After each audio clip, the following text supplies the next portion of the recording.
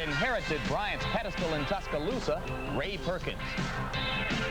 And last year, Jackson appeared in position to win the game again. But on this fourth quarter, 4th and goal play, Bo Jackson's number wasn't called.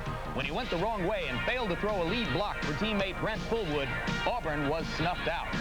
Now, Legion Field bids farewell to Bo Jackson as the Auburn senior prepares to make the final appearance in his Heisman Trophy campaign against the one team which would most like to shut him down, Alabama and Auburn, today on ABC. The world as the leader in sports television. ABC Sports, celebrating its 25th anniversary. ABC Sports presents CFA football. Today, the happening in the South. The 50th meeting between the Auburn Tigers and the Alabama Crimson Tide.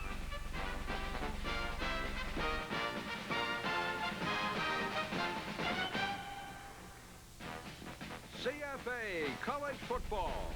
This ABC Sports exclusive is brought to you by Today Chevrolet, who invites you to live the style, performance, and fun of Chevrolet in '86. By Michelob Light, super premium taste, and a less filling beer, who says you can't have it all. By Team Xerox, the right products and right people all working together. And by GMAC, the financial services people from General Motors.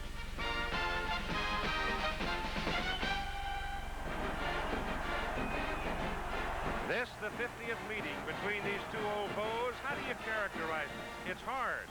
I suppose if your roots are Southern, you can call it 3 whoopies and a hot damn. The Iron Bowl, they call it here. I think that's because there's so much scrap iron left when it's over. Here's how the two coaches feel about it. Be long, because here comes the time.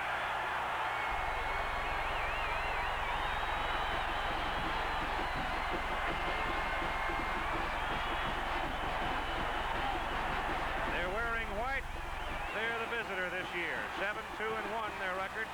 Both losses by 2 points. Tied LSU. Coach Ray Perkins, third year. 20-12-1, headed for the Aloha Bowl.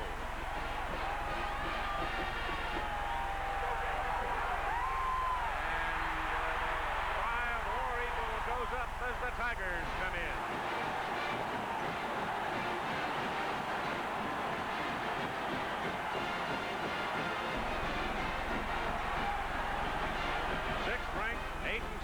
Headed for the Cotton Bowl, Coach Pat Dye, 5th year, record is 42-16.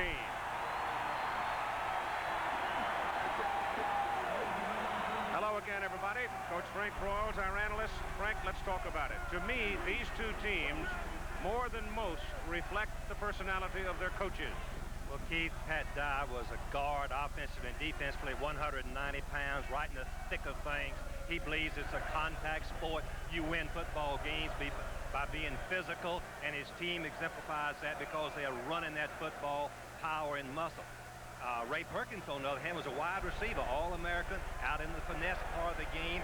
Even his running game is finesse style with traps and draws, sweeps and reverses. But what we're going to see today is the power of Auburn versus the finesse and speed of Alabama. Do you think all the Heisman hype has affected Bo Jackson? Keith, I found that the great athletes play their best under pressure situations, and certainly Bo Jackson is under pressure, but he's concerned about it. But once he gets in this ball game, he has to get right in the mouth. It's a matter of survival of the fittest, and instincts will take over. Both coaches admitted to me they will come into this ball game with some new wrinkles. Well, Keith, they've got 2 weeks to prepare, and they've been practicing and playing for so long. Each team has a book on the other. They know where their strengths and weaknesses are, and you want to win with those, but you've got to be prepared. So you add a few wrinkles to try to destroy those keys that you got and hope that they'll work at the right time. Tennessee Volunteers, with their 30-0 victory over Vanderbilt, took all the mystery out of the Sugar Bowl. They're going to the Sugar Bowl against Miami. Alabama goes on to the Aloha Bowl. Do you think that impacts the Tide? Definitely not. This is the big game, as you've already heard the coaches say. The passion is not exaggerated at all. The fans here say it's not a matter of life and death. It's more important. And what happens after the game, the winners will feel like they're living in that penthouse, and the losers will have to endure that old feeling of outhouse. And the winter can be cold, I'll tell you that. Okay, Bama, ready to go. 40 to 38. Players for whom you can vote, chosen for us by a representative sampling of coaches around the country. My candidate and Doug Flutie's candidate, Vinny Testaverde of Miami, not among the 5 chosen by the coaches. However, there they are. You can vote for any of the 5 there simply by calling the number listed. And here are the results so far. Bo Jackson jumping out to a little bit of a lead over Chuck Long in your opinion survey as to who you believe should win this year's Heisman Trophy. So it is Jackson leading Long by a couple thousand votes. You keep calling in, and meanwhile, Keith Jackson and Frank Broyles will get us started down in Legion Field. Take it away, gentlemen. The weather has turned glorious for the ball game. The rain has gone away. The temperature 68 degrees, a very mild little breeze. Couldn't be better as Auburn gets ready to receive Alabama's kick. Brent Fullwood is the primary return man for the Auburn Tigers, a 200-pound junior. And Van Tippen will kick it off for Alabama. He is a junior out of Red Bay, Alabama. Legion Field is stocked. It is the most partisan example of football fever you could ever hope to see. Allegedly, it's split down the middle. Auburn folks still think they feel like the visitor when they come here, but the tickets are supposedly split, and they're both in good form today because you haven't been able to hear anything here for an hour. And Tippen's kick shows the adrenaline that is flowing as he drives it back into the end zone and no return. With Pat Washington coming out to start at quarterback for the Tigers, he is a senior. Bo Jackson is the tailback, the celebrated Bo. He's had some great days against Bama. Tommy Agee is a fine fullback for them. Ron Middleton, 6'2", 240, is an H-back, blocker much of the time. Freddie Weigand is a sophomore wide receiver. And that red hair and freckle face sometimes don't tell you what he is a specialist at. And that's simply outrunning people. He can fly. From the 20 comes the Tigers with Ben Tamburello over the ball. Auburn in the dark shirts, the first snap of the 50th meeting between these teams, and it's no mystery who gets it. Bo Jackson will pick up a yard. The tight end is Jeff Park, 6'4", 235. Steve Wallace a tackle, 6'6", 265. Jeff Lott at guard, 6'1", 275.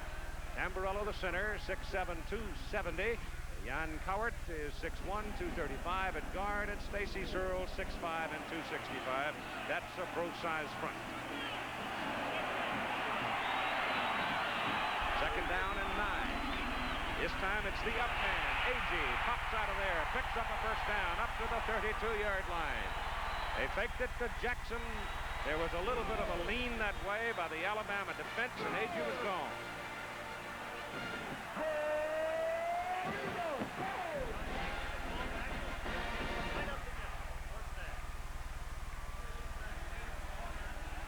That's that kind of backdoor play that the University of Nebraska uses. Not exactly the same, but very similar to it. I think we're having some trouble with Frank's microphone here. I didn't hear him that time. It's Jackson carrying, and Alabama's defensive flow certainly to him, and they'll mark him down up around the 36. John Hand, Kurt Jarvis, Brett Zoll are the 3 down linemen with the backers of Mitchell, Davis, Godwin, and Bennett, and the defensive secondary of Robinson, Cooper, Turner, and Kendrick. There's a lot of youth in the Alabama defense. But Keith, they can run. They very active, particularly Cornelius Bennett, number 97, who's already made All-American teams as we look at Bo Jackson's record for this year. Washington on a little delay to Jackson. Maybe he got a half a yard. But leading that defensive surge was Lydell Mitchell, an outside linebacker, and Britt Cooper, the cornerback. And those corners are going to be on their toes all day. Keith, in talking to the Alabama coaches, they made it clear that we're going to try to force Auburn into a passing game. We're going to play our cornerbacks as if they're linebackers and make them throw the football. Trey Gaines is in, number 19. He's a wide receiver, replacing Middleton at that flanker or H-back. And Washington on 3rd and 6. Going to get nailed, but gets the pass away, and it's almost intercepted. There was double coverage on the intended receiver, Freddie Weigand. Weigand was out there by himself, and they had double coverage, and he was almost picked off by Freddie Robinson. Auburn is not going to be successful throwing the ball if they wait until third down. They're not an effective passing team, very limited patterns, nothing sophisticated, very basic. They must throw on early downs to have any success in the passing Lewis game. Colbert is in to punt. Auburn's punting game very strong. Their net is 43-7. That is outstanding. When you net almost 44 yards, and that's why. He puts the ball up in the upper rafters. He makes the man make the fair catch. No returns, if possible. And Mike Shula now on the field to hold the trigger for the Crimson Tide. Gene Jelks will open at one halfback spot. He's a freshman, while the big fullback is a senior, Craig Turner. The wide receiver, Albert Dell, who has been a sensation for the Tide, big play man, and steady Greg Richardson will be the split end. You get involved with Dell, and all of a sudden, Richardson is gone. There's Lewis Colbert, the great punter, number 1 in the nation, NCAA. 45 yards per kick. First down, Shula turns and hands inside to Craig Turner, and Turner with a move from about the 14 picks up a couple of yards. Thornton Chandler, the tight end, big target. David Johnson, horse is at 270 pounds. David Gilbert, 250 pounds at guard. Wes Neighbors, 250, Soleg at center. Bill Condon, 240 at guard, and a true freshman, 6'4", 275, Larry Rose at right tackle. Give him much more than 2 yards on that last carry. Give him close to 4, and make it second down and 6. The ball is beyond the 17. Bell goes in motion. That gives them 2 wides on that side. They stay with the ground game to Jelks, and Jelks takes a lick from Russ Carricker, the linebacker, a sophomore out of Americus, Georgia. It's Robinson, Rocker, Hallman, Williams, and Kelly. Thomas and Carricker, the backers. And the defensive secondary is Porter, Warren, Johnson, and Powell for the Auburn Tigers. As we look at Ray Perkins, who's done a great job here at Alabama. The Alabama offense, Keith, has got to establish some passing along with their running to be successful. They've now got 3 wideouts as Jelks comes out of the backfield and lines up out of the screen there. He's off the picture. He's so far out to the sidelines, and Shula drops the throw on 3rd and 5. Comes one. It's tipped and complete. Look, I don't know if he wanted to go to Chandler. He had a man breaking deep down here, Jelks, but he couldn't get the ball to him, and Gerald Robinson, that big defensive end, reached up and swept it away. Mike Shula has complete command of this offensive football team. He knows the offense, he understands the defense, but the ball was deflected. He was thrown too wide to Chandler, the tight end. That's the kind of pass, though, that might be available.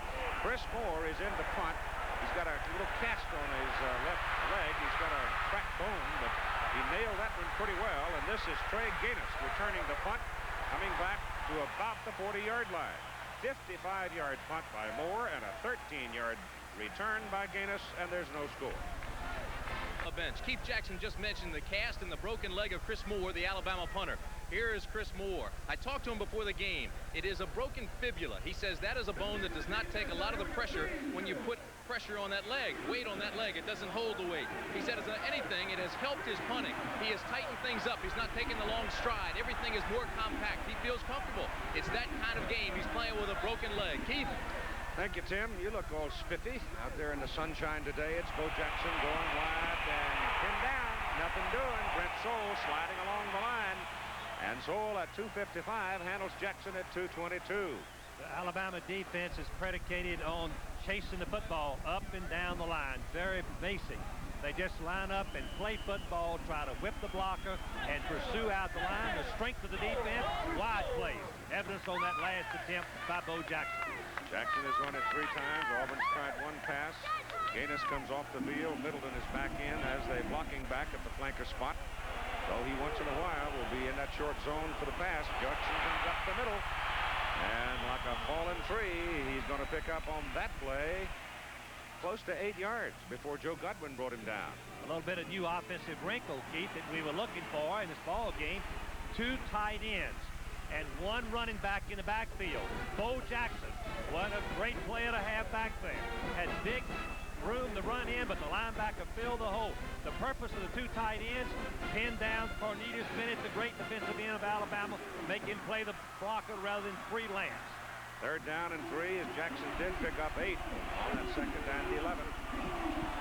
And down the line goes Washington, but he got tangled up. And nothing doing as Alabama's penetration will knock him down for a yard loss, and in comes Colbert again to punt. Alabama defense continuing to line up with an 8-man front and a cornerback up very close. Daring, Keith, they're just daring out Auburn to try to put the ball in the air, knowing that Auburn predominantly runs the football. Colbert's first kick was a 51-yarder and no return. Gaines is the deep man. Not Gaines, Richardson. Greg Richardson. 2 wide receivers, both return punts for both teams. Oh, they come after him. But he gets it out of there, and it's not quite the kick he had before, but the bounce is perfect. The bounce is down the field to the sidelines and out of bounds at the Alabama 6. He gets 47 yards out of it.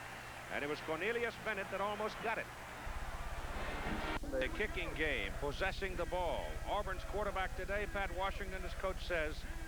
I've been around a youngster with more class and more determination and more courage and confidence in me and confidence in his quarterback coach and you know, in his teammates to handle being a starting quarterback as a senior, back to third team, and then when we called upon him to lead this football team, you know, he stepped in and he's never ever said, you know, I told you so or whatever. Yeah, but he's on the sideline right now. Mike Shula's got the problems. Alabama's backed up on their 6-yard line. And that's exactly where Pat I'd love to keep him most of the day. Surge by Gene Jelks is up close to the 10-yard line for a pickup of 4. And Alabama now is in a position where I don't think that they want to throw the football. As we told you earlier, Tennessee defeated Vanderbilt 30-0 to lock the Sugar Bowl trip, where they'll play Miami, and you'll see it New Year's night here on ABC. Congratulations to Johnny Majors. Tremendous year after losing his starting quarterback, Robinson, and then Darrell Dickey coming in doing so well. Second down, Alabama just short of the 10. Keep 2 men in the backfield. They've got 2 wide receivers to the bottom of the picture. Hand it off as a whistle blows to Craig Turner. The right guard move, Chief. The offensive guard move, and that kills the play. It's dead right there. The play does not count.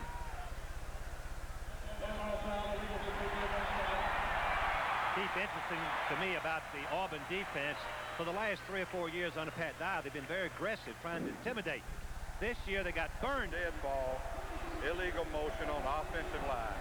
Keith, they got burned against Tennessee, and they went back and regrouped, and they're playing basic defenses, very few stunts, and 3 deep in the secondary, just being as fundamental as they can be. Alabama's concentration breaking a little bit now. Instead of having it up there at second down and about 6, they're looking at second down and close to 12. The ball coming back to the 5. Shula drops into his end zone and wants to throw. Gets his pass away to Bell, and he's got it at the 24. First down Tide. How beautiful can a completed pass be? Back from your own goal line, Al Bell, sensational receiver, goes across the backfield, and then he's going to get in behind the cornerback. There's what we call a 3-man vertical stretch. 1 deep, 1 middle, and Bell is right there. Touched the ball 36 times. 31 have either been a touchdown or a first down. And the Tide operating with some room now out at their own 24. Shula drops. Little play action. Now gets it away. Bell again down the middle. He's not a guinea down the middle. He'll take the hit. After he took that lick from Kevin Porter, he still picked up another 2 yards. Fake to the fullback. It holds the linebackers. They come up and play the run, and watch how wide open the receiver is. No one in front of him. Albert Bell, great speed, a real talent. Shows his toughness, concentration right here as Porter socks him from the rear, but holds on to the ball anyway. Clay Whitehurst is in now, and Bell is out for a respite. And Alabama is at their own 42 for a first down. Shula on first down throwing, short zone. Got it right in between the backers. Complete to Chandler, the tight end. Auburn was coming with a linebacker blitz. What do you want to do against it? If you had the choice, you hit the tight end, Chief, your old man. That tight end right over the middle. Mike Shula read the blitz, hit the tight end for the quick game. I remember from the Penn State game, Frank, if Chandler had made 2 catches in that ball game for Alabama, they'd have won the ball game. Keith, as was the record of Mike Shula, and what a great year he has had. He's led this Alabama ball team through thick and thin. Second down and 1. They go to turn of the pull back, and Big Craig, knees turning, driving up to the 46, and he's got another Alabama first down. Keith, every good football team I've ever seen has a strong all-purpose fullback. They need it. They need him to make that yardage right up the middle on short yardage, be a good receiver, if the occasion calls for it, and a blocker for the tailback. Turner has been great this year. Impressive possession. They were back on their 5-yard line. Second down and 12. Now they are perched out at the 40, near the 47 with a first down. That's the 48 of, I'll get it right yet, the 43 of Auburn. Shula goes down the middle. Whitehurst makes the catch, looking back into the bright sun. Pulls it in at the 26-yard line. A little razzle-dazzle. Shula's going to hand to the fullback. The fullback's going to turn and pitch it back to Shula. And Whitehurst, number 82, coming in front of the safety man and behind the linebackers. Their strategy here is to hold the linebackers. When the fullback takes up the middle, the linebackers are held. Now Whitehurst is wide open. Look, nobody there. Shula right on the target. Finally, the linebacker, Kelly, makes the play. Whitehurst is down, and Al Bell comes back in. Shula 4 out of 5. He's hit 4 in a row. First down, Alabama at the Auburn 26. They've got Bell in motion. Shula stays with the air game. He had Richardson wide open. Now he can go to the end zone, but he throws it away. He had Greg Richardson turning in front of Tom Powell, the free safety, but he didn't see him in time, and rather than risk the interception, he threw it in the seats. We're here in the little booze, number 74, Tracy Rocker, just a freshman. Keith, he's the leading tackler. What a destructive football player he's been. He goes right through 2 blocks, and the stands were booing a little bit because the Alabama fans thought that Rocker, number 74, hit Shula a little bit late right there. You be the judge. It's football. You're going to get It's hit. contact, that is right. Second down and 10 from the Auburn 26. Pass incomplete. Greg Richardson in front of Jimmy Warren. Boy, that was a great defensive play. When you change your philosophy on defense, when they get threatened to your goal line, man-for-man blitz. Right here you see Warren, number 45, close the gap. Watch him close the gap, and Richardson should have come back to the ball, Keith. If he would come back to the ball, he keeps that cushion between the defensive back and the receiver, and he might have had a complete. He'd have had his feet under him, and he had it open down the middle. But if they're fifth, third down and 10. Look out for Bell. He's in motion. Shula back. Looks for Bell. Bell's covered. Has to go to the other way. Turner out of the backfield. First down, Alabama inside the Auburn 15. Oh, what a tremendous drive this is. Very impressive. Now Shula's back to pass there. The man in motion, Keith, makes the defense show they're playing man for man, but they forgot the fullback. Too many times the defense forget about that old fullback. And Turner has caught 22 passes coming into this ball game. That makes number 23. I'll tell you, the man that helped mightily on the play was Bill Condon, the guard who pulled back, and he put Rocker on his back. And gave Shula the time. The quarterbacks are at the mercy of those good old linemen. You give them a kiss after that, Keith. Ball is inside the 15. First down, Alabama. Timeout called by Alabama. So we've got 4 minutes and 46 seconds to play in the first quarter, and Alabama is on a march.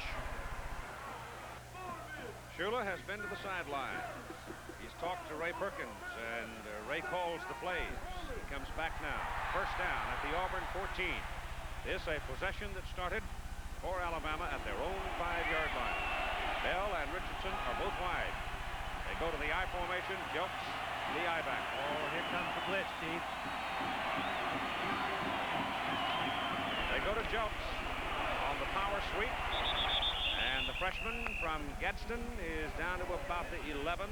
Edward Phillips, linebacker, filled that hole over there, drove in between the blockers, and got him. You couldn't have a better play called. Alabama couldn't, that is, because of the blitz. Everybody's coming inside.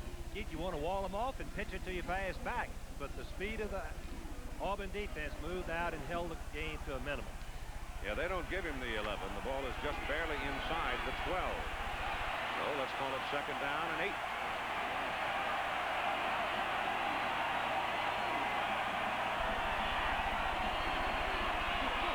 Here it, Jelks breaks one man at the line of scrimmage and goes down at the 6.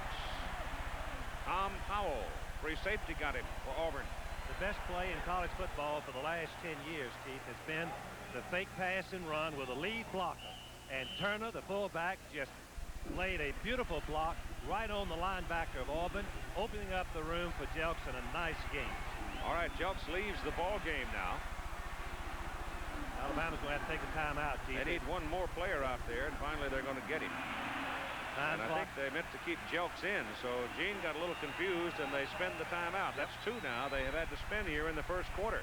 Because they only had 10 men, Jelks went out when he wasn't supposed to, as they made some situation substitutions with 3 minutes and 26 seconds to play in the first quarter and no score.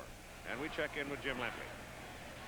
And to check in once again on our ABC Heisman Trophy telephone poll. Once again, in case you have tuned in late, here are the 5 candidates chosen for this poll by a representative sampling of coaches around the country. You can vote for the one who is your choice for this year's Heisman Trophy by dialing the number listed there beneath his name. Each call will cost you 50 cents. Perhaps today's phone poll favors Bo Jackson because most Auburn rooters who aren't at Legion Field are probably watching this telecast. For whatever reason, Jackson now has a fairly comfortable lead over Chuck Long.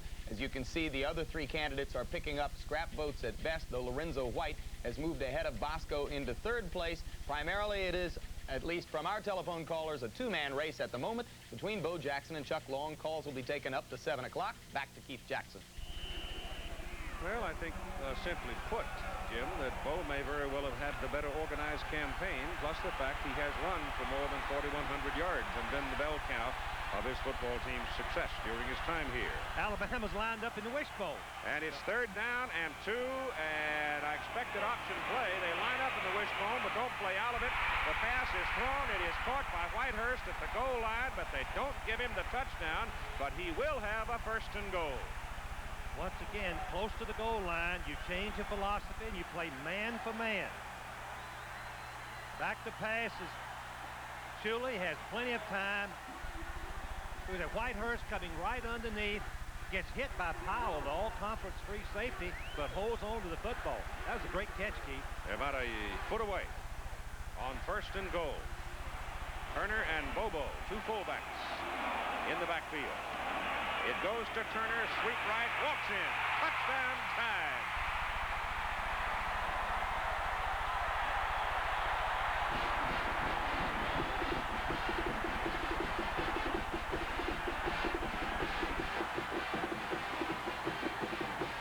Somebody on defense busted the play, Keith.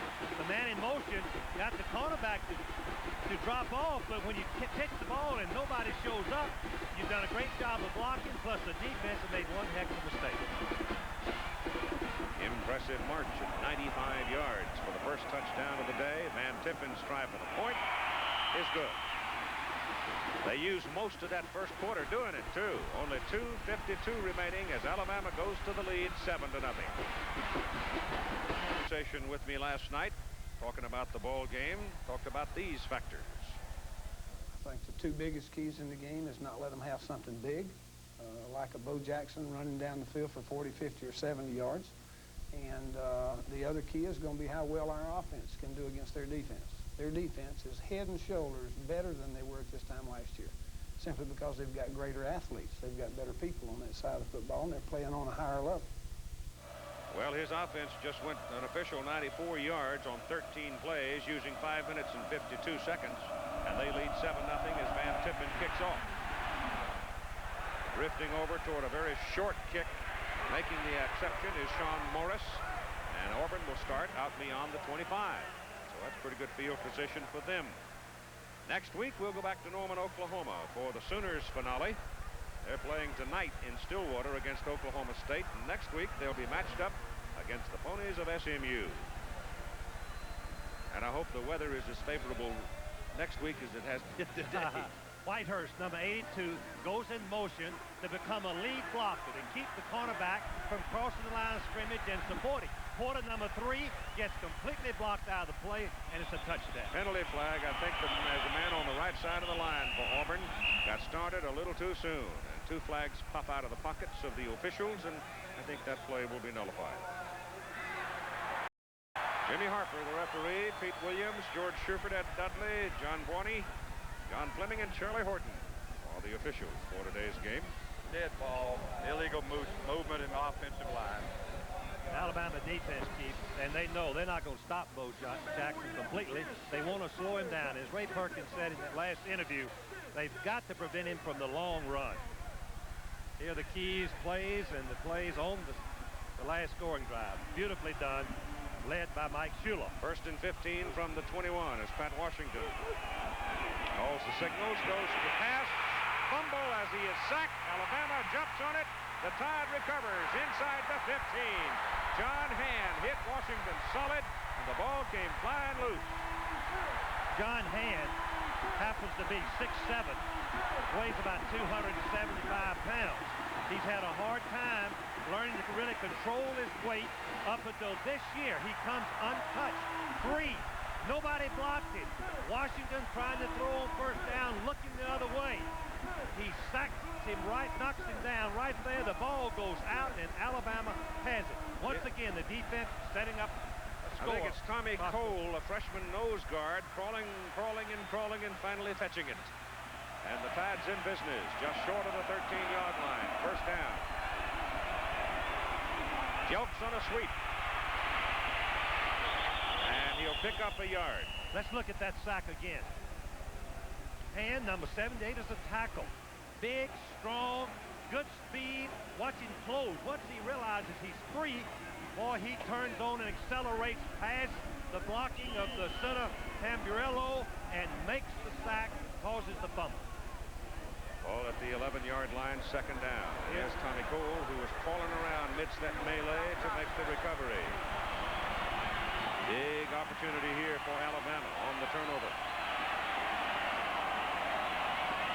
Shula has Bell coming back towards the snap of the ball. And Shula in the middle has to pull it down and runs to the 9. Auburn secondary covering well, and the pressure was coming from the outside, and Shula did the smart thing.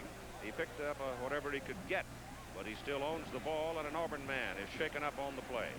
Keith, Shula shows us right here the poise, the knowledge, the feel, the sense of when to pull the ball down, where is the soft spot, and how much yards can I get up that middle and save the sack. That's the difference in the Mike Shula. Last year, Gerald Williams coming off, incidentally, who is a horse. The all Southeastern Conference, defensive end, and their big pass rush. 3rd down. Ball just inside the 10. They can get a 1st down at the 3. Shula gets it away, and it's overthrown. Intended for Jelks, and it'll bring up 4th down, and it'll bring in the kicking tee in the hand of Van Tippen. Once again, pressure forcing Mike Shula to throw the ball poorly. The one thing that you really need if you're going to defend against a good pass attack is some pressure. Not necessarily sacks, but some pressure to make him throw the ball before he wants to and off balance. Auburn put it on him, stopping the drive and forcing the attempted field goal. Van Tippen is perfect from this distance. It'll be 26 yards. He hasn't had the biggest kind of a year, but still a very effective year for him. Alabama on a record roll with conversions, however. Van Tippen's kick right through the uprights. And the Crimson Tide is out to a 10-0 lead with 1:03 to go in the 1st quarter. And in 1st quarter scoring this season, Alabama has been impressive. They've outscored the opposition the 1st period, 69-6. How do you explain that, Keith? I think as a coach, I would say that the Alabama staff prepared their offense to really hurt the defensive trends of the opponents, taking advantage of them in that 1st quarter. Then what happened? The opponents kind of make some adjustments and try to improve on it. We got one Shula involved in a big one here in Birmingham today. The other Shula, Don, coach of the Dolphins, will be involved in a big one Monday night, and you'll see it at 9 Eastern time here on ABC. Keith, this is a game I would pay to see. If there ever was a matchup, the Chicago Bears and the Miami Dolphins, what will Dan Marino be able to do with his great receivers, Clayton and Dupa? Chicago Bears rush, and we get a chance to see who? Refrigerator Perry. We watched him play many times in Clemson. I laughed till I nearly died, Keith, when he scored that touchdown. I fell out of my chair when he was playing halfback and scored. 305 pounds. It's a bit of an overstated thing, however. Oh, yeah. Ball is on the 40, and Tippin watches it roll off the tee. So we'll start over with 1:03 to go in the Iron Bowl of 1985. They had minted a special coin for today's 50th ball game, designed by Art Roper and Gary Mullins. And the referee used it and passed it around to the players as mementos of an event they will never forget.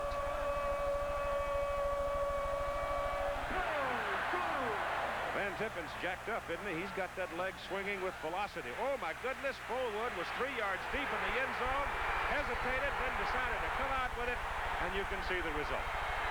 Well, he who hesitates is lost, and that's never more true than on a kickoff. Bad judgment. Just don't hesitate. You're letting the defensive men get all the way down. The coverage are probably on about the 15-yard line when he starts right here from what? Four yards in the end zone. Where do we see the first defensive men?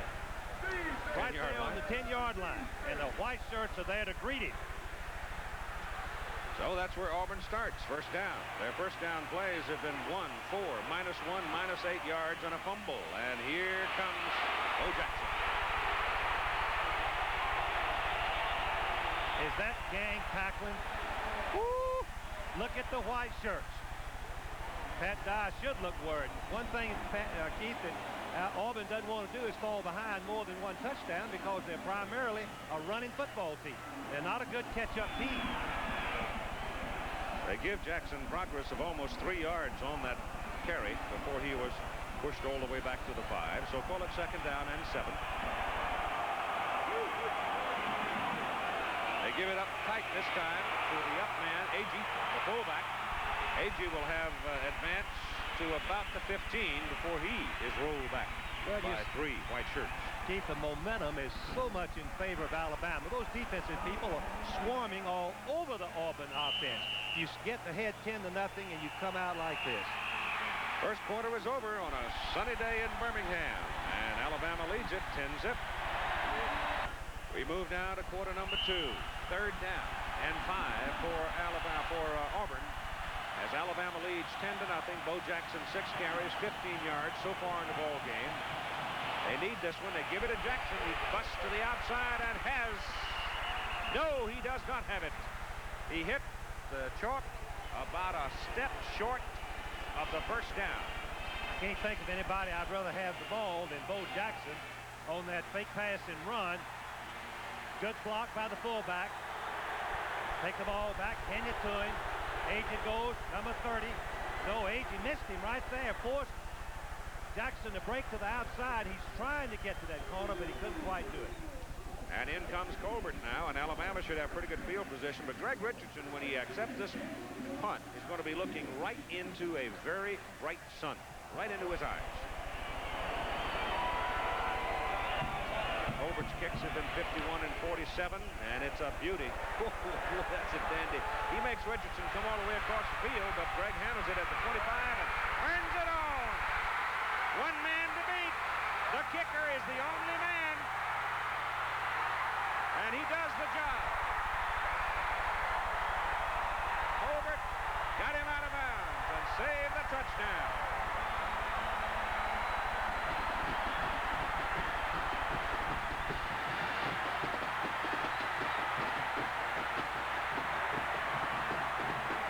There's nothing prettier to me in football than a punt return. The key block is when they block out the number 41, Thomas, and let Richardson break inside the contained man. Then he turns it over. He's looking for help. Hey, we've got one more blocker, but he doesn't have. And Cowd brings him down, stopping the touchdown. And Bobby Humphries in the backfield behind Turner now. Turner has the ball, spins off one hit. He'll have a yard pick up on the play. We noted that Auburn had one of the best, if not the best, net punt game and stats coming into this one, where they're averaging 43.7 on net punting. Well, Greg Richardson just messed that up. The punt was 56 yards, and he brought it back 61. It wasn't quite as high a punt as Cal had been kicking through the year. It was more of a line drive. Second down, still close to 10.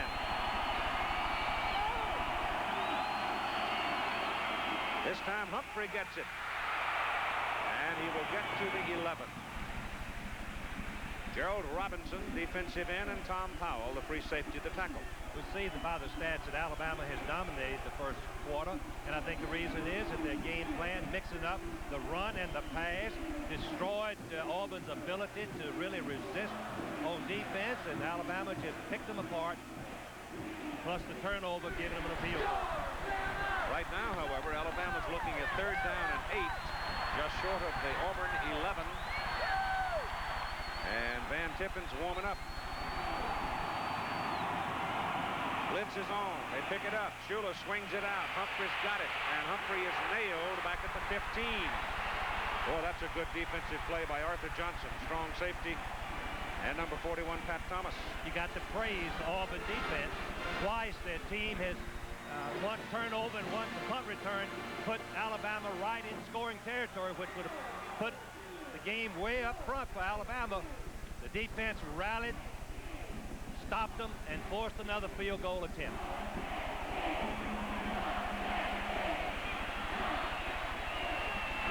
.32-yarder. Van Tippen has hit a 26-yarder. Pops this one right through there. And so Alabama's lead grows to 13-0. And so far, the Auburn offense has been stuffed. For Alabama now, the Tide leading 13-0. He'll be kicking into a light breeze. Might hold this ball out of the end zone. Brett Fullwood made bad judgment last time, trying to bring it 4 yards, but this time he accepts it up at the 5-yard line, and still not all that much on a kick return as he is rolled up at the 19-yard line. And here's Tim Brent. Keith, the mood down here on the Auburn bench is one of shock. Guys walking around talking to each other saying, can you believe this? Before the game, when I was talking to the players, they were almost giddy. It's Bo Jackson's birthday. They said, what adversity can happen on Bo's birthday? The weather is clear. It's Auburn weather. Right now, you mentioned that they're not a good come-from-behind team. They're in shock. See why. That drive, that long march by Alabama was a dandy. Took some starch out of the whole Auburn team. First down from their 19. Washington, the quarterback. Pitches it back to Bo Jackson. Very slow developing play. Nothing, no deception in it whatsoever. And there is no gain. And there was nobody blocked. It wasn't Bo Jackson's fault. Alabama defense on the right side. Sewell and must have been Mitchell. And you can see play selection. 11-11. Boy, that's impressive for Alabama. And we said earlier, Auburn is just prefers to run the football. Washington now has some time to throw and overthrows Treganis. And number 55, a linebacker, had come all the way back, outside backer Derek Thomas. Come back to cover on that play, but the ball was well over the head of everybody. What kind of a pass is Washington, the quarterback? He was the Wishbone quarterback for 3 years, didn't throw very much. He's completed only 45% of his passes. His best game was 2 weeks ago against Georgia when he was 6 out of 12 for 122 yards. We went into the Tennessee game with Berger and Walden as the alternating quarterbacks. With Washington, after that loss, moved into the job, and he's throwing now on 3rd and 10. Hit as he throws, and the pass is well short. And he takes a hard lick from Sewell and Jarvis, and here's Jimmy. Another look at the phone poll results so far, Keith, and right now Bo Jackson continues with about a 5,000 vote lead over Chuck Long among those votes which have been cast so far in our ABC Heisman Trophy telephone poll. Informally, there are the numbers. You want to vote, you got an opinion, call in. Keith Jackson once again. And Colbert is in to punt for Auburn, 51, 47, and 56 for Lewis. In his 3 previous kicks, Greg Richardson deep. He brought the last one back 61. Boy, that's a howitzer. Whoa. Greg runs all the way back to his 15 before he can turn back upfield. Trying to get outside, and he does, and he's got a wall. And he went out of bounds, I believe. They marked him at the 38-yard line. As he tried to cut it back in, planted his left foot, and stirred up the chalk. That was a 65-yard punt by Lewis Colbert and a 22-yard return by Richardson. Al Bell, I asked the quarterback what he thinks of this fancy wide receiver. Well, Al's a guy that, you know, right off the bat when he came in, he just, you know, showed all of us what he's been showing the nation, what he's done this year. And, you know, he's been that way throughout the whole year. And I think the other receivers that have been here have caught on from what he's done. You know, his type of attitude, how he, you know, wants the ball on every play, his eagerness, the great hands he has, what he does with the ball after he catches it. He makes guys like me look good. You know, just knowing that if I can get it out there somehow, that, you know, he's going to, you know, try his best to come down. So let's see if that combination goes to work again. First down, Alabama, 38-yard line. Jelks is in there at the I-back spot. Has the ball. Speedster, freshman, trying to come outside and does. And will have a first down as he crosses midfield to the Auburn 49, close to the 48. Alabama receivers did a great job of blocking. Handoff hit right here. Jelks going to go around in. Kind of surprise play. Good block there by Turner. And you see the wide receiver turning out on the man at the line of scrimmage. And Jelks has good eyes, vision, cuts inside for the game. 49 of Auburn, first down Tide. They lead 13-0.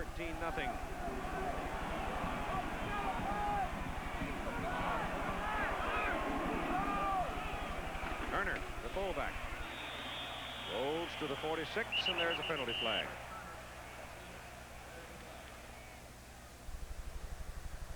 Keith, while we were talking about the penalty, the Auburn coaches said to me yesterday, the one thing they couldn't afford in this ball game was if Alabama makes yardage running, we've got to force them into passing every down. That hasn't been the case. The Alabama running game has been successful enough to keep the Auburn defense off balance. As the Tigers, the offensive line. you can see the Auburn offense has been stopped completely by those figures. The Golden Eagle. We've got to wake this team up. Tough-looking customer, isn't he? The penalty moves the football. A holding call moves it back to the 44 from the Auburn 49. So it's first down and 20 for the Tide. Shula bootlegs it out and keeps it. And will get to the Alabama 49 for a 5-yard pickup on the play. The Mixed Team Classic. Next week, ladies joining the men. You'll see Saturday at 1 o'clock Eastern, and then again Sunday, the final round at 2:30 Eastern time. Most of the top names, I think, are taking part. Ladies and gentlemen. It is now second down and about 13.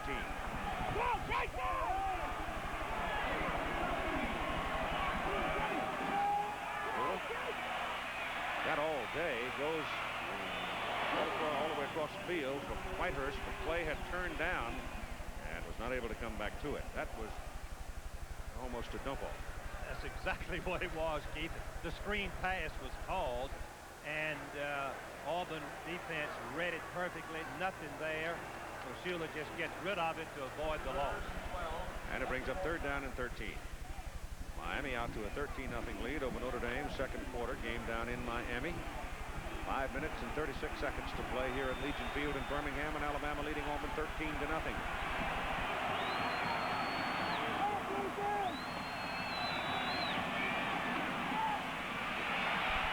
Shula gets heat and goes down on the defensive charge of middle guard Harold Hallman. Hallman was playing tricks in the line. He moved out of his nose guard position that time, looped off the tackle, got it. Hallman, the 94. That's what we call a twist. That Keith called it. The tackle comes inside, the nose guard goes outside, and he's free. He's completely free. Good quickness, not very big, but all Southeastern Conference last year. Chris Moore is in for his second punt, 55-yarder, his first time today. Trey Gaines is deep for Auburn. No pressure on Moore. Didn't get all of it. Gaines comes up to the 23. Oh, look at this. Trey Gaines found some daylight. And he breaks it all the way out to the 46-yard line where Mike Bobo brought him down. Wide receivers have to sometimes take a beating on man for man. Right here you say Bivens, number 17, is wide receiver, and number 40, Johnson, comes across and hits him right there, and that's downfield. The ball hadn't been thrown, but I would say that's illegal. Even though the ball had not been thrown, I would say that's an illegal tactic. Got 14 eyes and 22 players.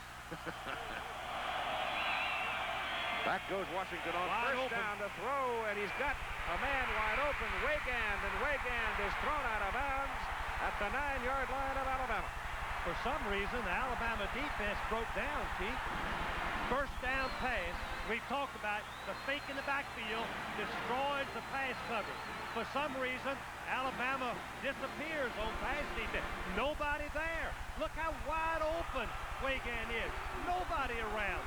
Finally, number 37, I guess that's Turner, knocks him out of bounds. Here's Bennett, number 97. Watch him try to rush the passer. Wallace, he finally gets away from Wallace, and he sticks Washington right there. But the damage was done, and on first down and goal, it's Tommy Agee from the 9 to about the 7. Pickup of 2 yards on the play. That pass play from Washington to Weigand, good for 47 yards. And a first down pass, Keith. Alabama's lulled into sleep, thinking, well, Auburn's going to run the football on first down. Good fake in the backfield. Receivers wide open. Don't believe you're going to beat it much of it. You're not going to beat a good football team anymore if you can't throw a little bit. Got to throw some, Keith. Second down and goal. Jackson. Touchdown, Auburn.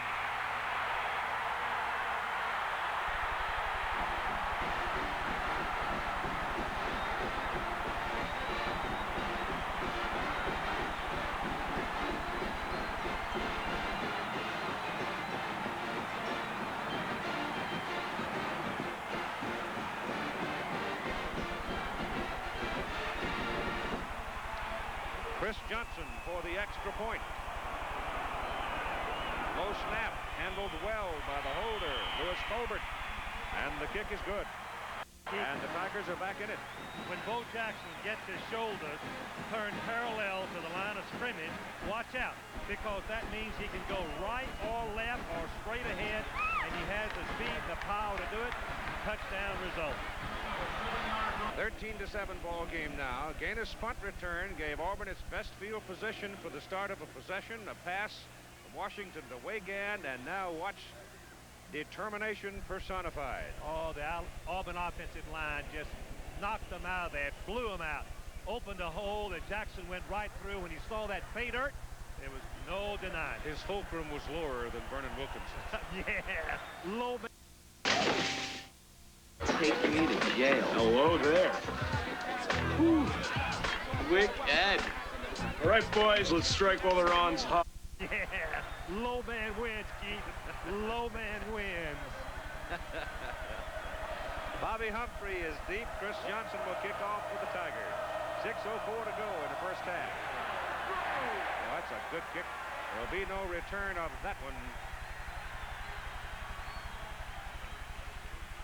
You wonder what Bo Jackson was thinking about? Well, let's ask him. Comment yesterday to Tim Brandt. If I go out on the field with my mind on the Heisman, something could go wrong. And when I get out this tomorrow, I'll just block everything out and just concentrate on football. He seems to have been successful to this point, doesn't he? Can't do it, though. One man can't do it. 20-yard line for Alabama now. They lead 13-7. Jelks and Turner set behind Shula. And this is Turner, the fullback. And he comes up to the 23, where Andre Bruce and Russ Carricker collar him.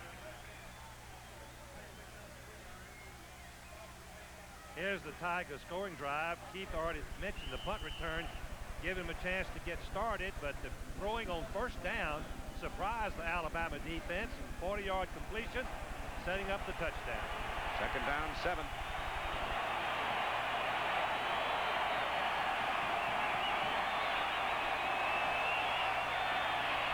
Little delay, goes to Jelks, the speedster from Gadsden, and he's across the 30 to the 32, and a first down as Pat Thomas brought him down, and here's Tim Brent. Keith, on the Auburn extra point, Big John Hand, the defensive tackle for Alabama, went down. He got hit on the outside of his knee and pushed it inward. They've been looking at the knee. It's wrapped very tightly. They brought out some crutches. They're going to put it on ice. The doctors are still evaluating it, but Big John Hand, the man who's been putting the pressure on Auburn, is out right now with a sore knee. Well, that would be a severe loss for their defensive front. Angelo Stafford, special teams player, was also hurt on that extra point try. Shula back to throw. Bell down the middle.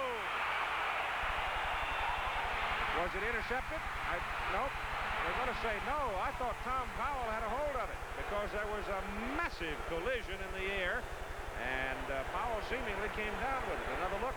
Powell, 6 interceptions. Keith, I've never seen a better play by the safety man. He comes charging up there and knocks that ball loose, and I don't know who comes down with it. Maybe it falls to the ground.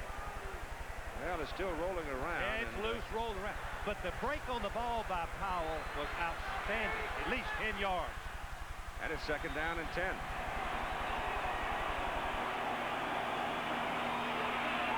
Shula throwing again. Got some heat, ducks away from it.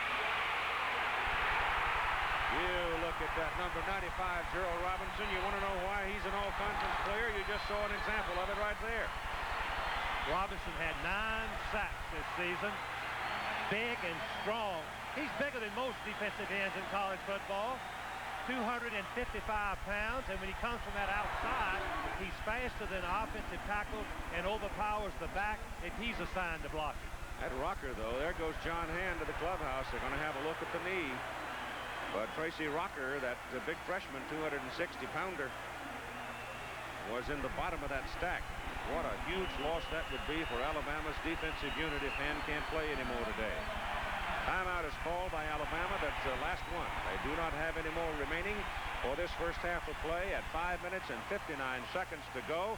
Auburn has put themselves back into this game. The 27-yard line where it is third down and 16. See what Auburn chooses to do. Will they go after him? No, they're going to defend, Keith. Defend. They don't show blitz. Yeah, they got double coverage everywhere across. Shula's pass will be into the bench, incomplete. And now Chris Moore will be called on to kick him out of trouble. His last one was a 38-yarder. 5:52 to go in this first half, and it's 13-7. Trey Gaines will go deep for Auburn. Trey Gaines 2 years ago ran the punt back for a touchdown against Tennessee that was the difference in the ball game. Oh, my goodness. Boy, these two punters are putting on a show. That's all the way back to the 16. And Gaines is caught and thrown down at the 24. That was a mere 58-yard punt and a 9-yard return. And here's Jim.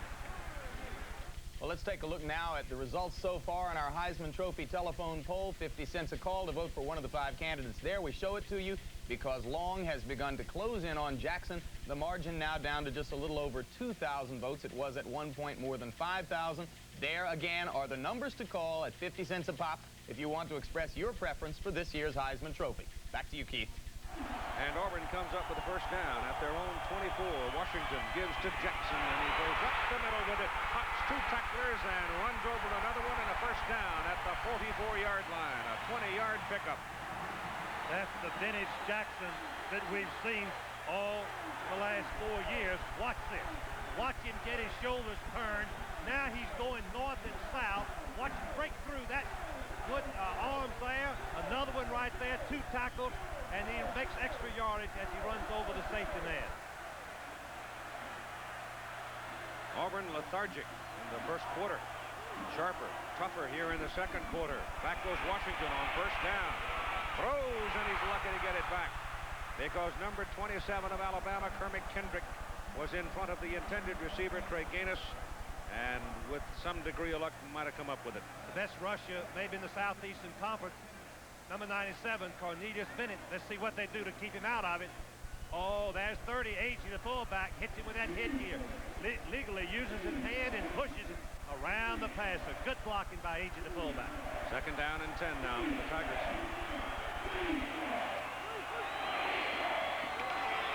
Jackson.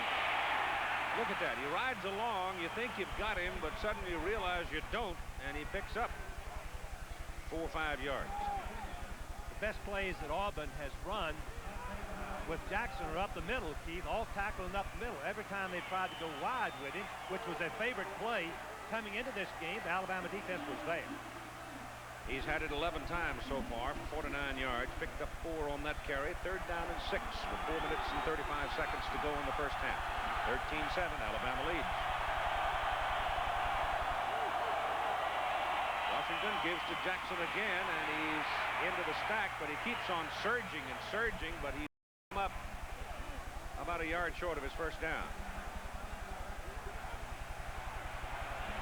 One other time in this ball game, Jackson came up short by half a yard, and Auburn kicked the ball. Now they're thinking carefully about going for it. They've got a strategy meeting, and they are going for it. 2 tight ends. Well, a little difference here, though. The last time they were way back on their side of the field. Right now, the ball is on the Alabama 47. Still a pretty good gamble, though, Keith, with Auburn having the momentum. They got to take a timeout here because, yeah, they're down to 4 seconds on the 25-second clock, and they spend a timeout. Let's put it in perspective. Even if they make the first down, they might not have time to score. I think it's a poor risk unless they get the long run out of Jackson. It's mine. Not going to give Alabama the ball in case they don't make it. Sends Colbert in to punt on 4th down, a yard and a half.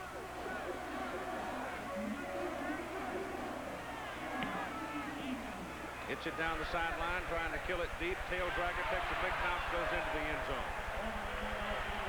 47-yard punt. Alabama's ball at their own 20. Here's Jim. All right, quickly, Keith, here's what happened today in college basketball. Many polls, number 1 and 2 teams played in Springfield, Massachusetts. Michigan beat Georgia Tech 49-44. Big game for Antoine Joubert. Very poor game for Mark Price at point guard for Georgia Tech. Meanwhile, AP's number 1 team played in Anchorage, Alaska, and North Carolina beat Purdue 73-62 up there. Yours, Keith. And let's see, they've got 2 people together. So they're double up on wide receivers outside. Go with the running play, hit, ball loose. Shula covers, and Alabama's back inside the 5. They called it down, Keith. They called it down, yeah. And I think that's a good call. The ball carrier's momentum had stopped. You be the judge. Once the momentum has stopped, anything that happens after that. Now, the play is over right there. If he throws him back, they bring the ball back to that spot right there, Keith. That was Gary Kelly, number 42, a sophomore from Birmingham, and laid that lick on Gene Jelks. He'll remember that. The rest of this ball game, that was a tremendous blow. He lost about 4 yards, so it's 2nd down and 14, back near the 16. Ball goes to Jelks again. He's going to try to bounce it outside, and he can't do it. And the Auburn defense has shut down Alabama's offense. Let's brag on the Auburn defense. They went into the game after a fumble by their offense, after a long punt return, did what they're supposed to do, forced a field goal. Alabama ended up with 6 points rather than a possible 14 points, and Auburn is still in the game. Close. That's what they have to do. Keep it close. Now with a 3rd down and 13 coming up, Auburn has called timeout, wanting to try to get good field position for one last thrust in the first half. Now the Alabama campus. 15 coming up for Alabama. 2 minutes and 38 seconds to play in the first half. Auburn calling the timeout leaves them 1.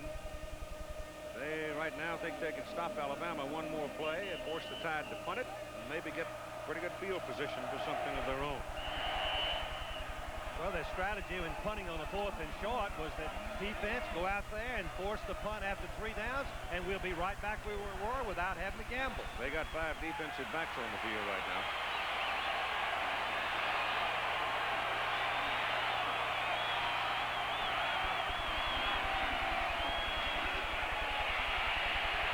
Shula dumps it off to Turner, and Craig picks up a first down for Alabama. Good call. Well, it's not only a good call, it's a safe call. Looks like there's a penalty flag. Keith, is that a penalty flag way over on the boundary over there? There was something laying over there that's It looks yellow. Great play, the screen pass. Pick it up. They're going to eat it.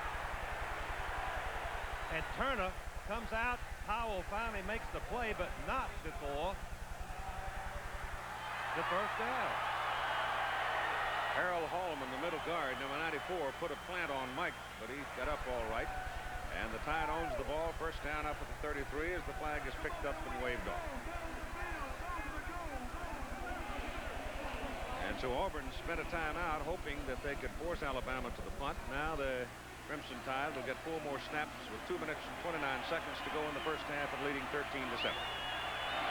Shula will be real careful for that ball, Keith.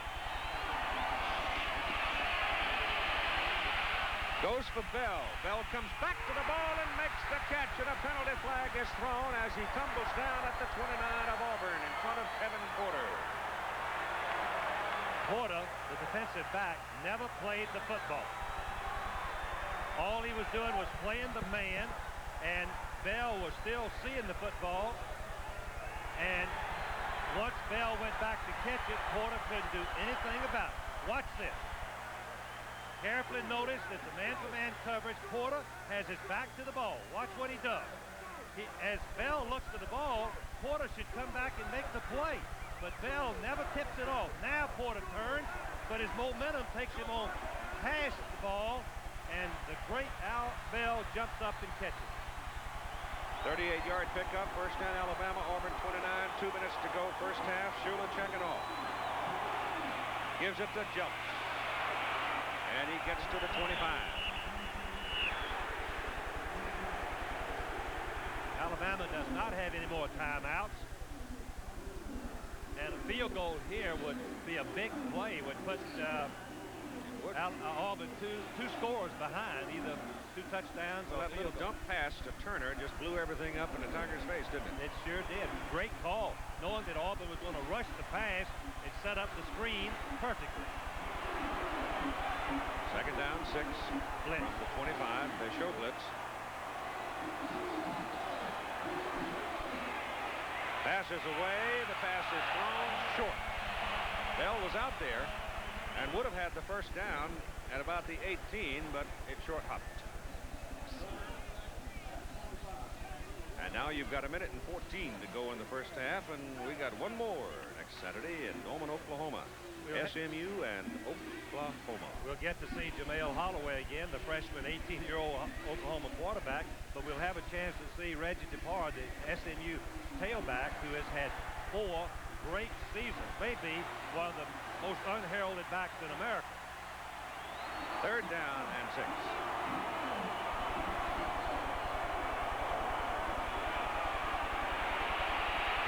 Shula's in trouble, gets it away down the middle, and it's incomplete. He was trying to force one to Greg Richardson. He wanted Bell, but Bell had gone to the far corner of the end zone, and Mike would have had to throw the ball the better part of 40 yards to get it to him. And besides that, there was a blue shirt right with him. In comes Van Tippen now, and he'll put his kicking tee down at the 32, and it'll be a 42-yarder. He's hit one from 26 and one from 32, and he's 7 out of 13 between 40 and 50 this year. The holder is Larry Abney. Kick is plenty of leg, and it's good. And a penalty flag. Alabama Auburn jumped off sides, Keith, and so they will assess it on the kickoff. Oh, that was a great drive engineered by Mike Shula. 1:02 to go in the first half of play, and here's a look at the Auburn campus. With Johnny Majors, who, with his volunteers, will have a party tonight. They're on their way to New Orleans, and we'll visit with Lou Holtz, who now moves to Notre Dame from Minnesota. 1:02 to go here at Legion Field in Birmingham. 16-7, a 9-point lead. 3 field goals for Alabama and 1 long touchdown drive.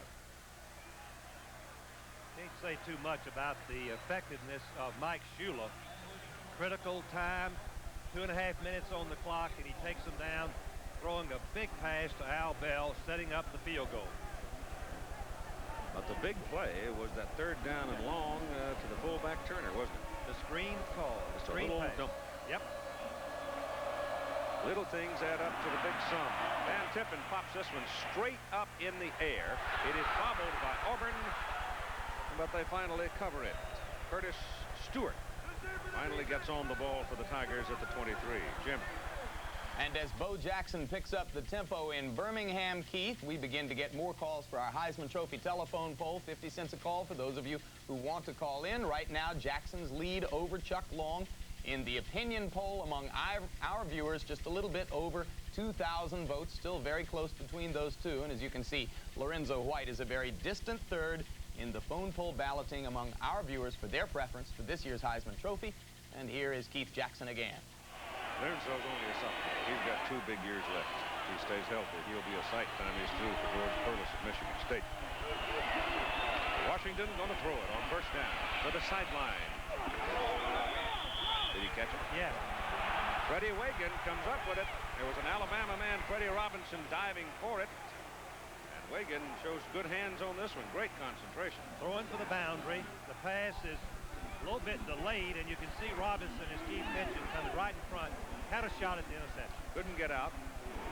Auburn with a timeout left. 45 seconds to go first half. Washington unloads it to the sidelines the other way, and it is good to Trey Gaius, a junior from Cairo, Georgia, and he caught it in front of Vernon Wilkinson. Down and out. How do you go down the field, a two-minute offense, try to hit the sidelines and put 1 foot in bound as he has possession of the ball. Perfect. Very legal. Stop and the it's clock. Resting at the Alabama 49 with 39 seconds to play in the first half. Bo Jackson not in the lineup. Washington throwing. Has a man. Gaius threw it too high. My goodness, he had him open. If he'd have hit that particular pass, they'd been well within the field goal range. He was open, coming across the middle, but the pass was thrown behind. Yeah, he didn't have to throw it that quick either. No. He could have waited. That's right, Keith. He threw it too hard. Should have put it in there with tissue paper because Gaius was wide open. Alabama's secondary playing very deep to try to stop the bomb. They're schooled to do that under these situations.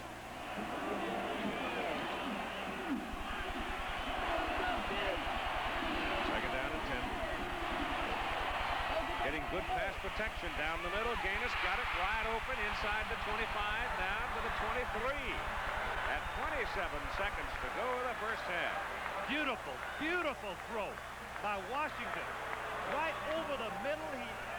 Gaius didn't break stride. He protected the ball as he got some rough treatment from the secondary of Alabama, which is what they're schooled and taught to do. You got 27 seconds to play in the first half, and Auburn has just spent its last timeout. All right, Keith, let's talk about the field goal kicker of Auburn, who's had a rough year. Yeah, but you've got time to throw the ball in the end zone. Oh, yeah, twice. I'm not going for the, I'm down the line a little bit. I'd like to get that. I don't want to come away from this without at least a field goal. 27 seconds and no timeout. It means if they make another first down, they'll probably use the old stop the clock play and then call another play for the touchdown, and if they can't make it, get the field goal. But they need one more completion. Well, if they were to kick it at this point, it'd be 41 yards. That's Jack Crow, Pat Dow on the right, talking to him on the right of the camera.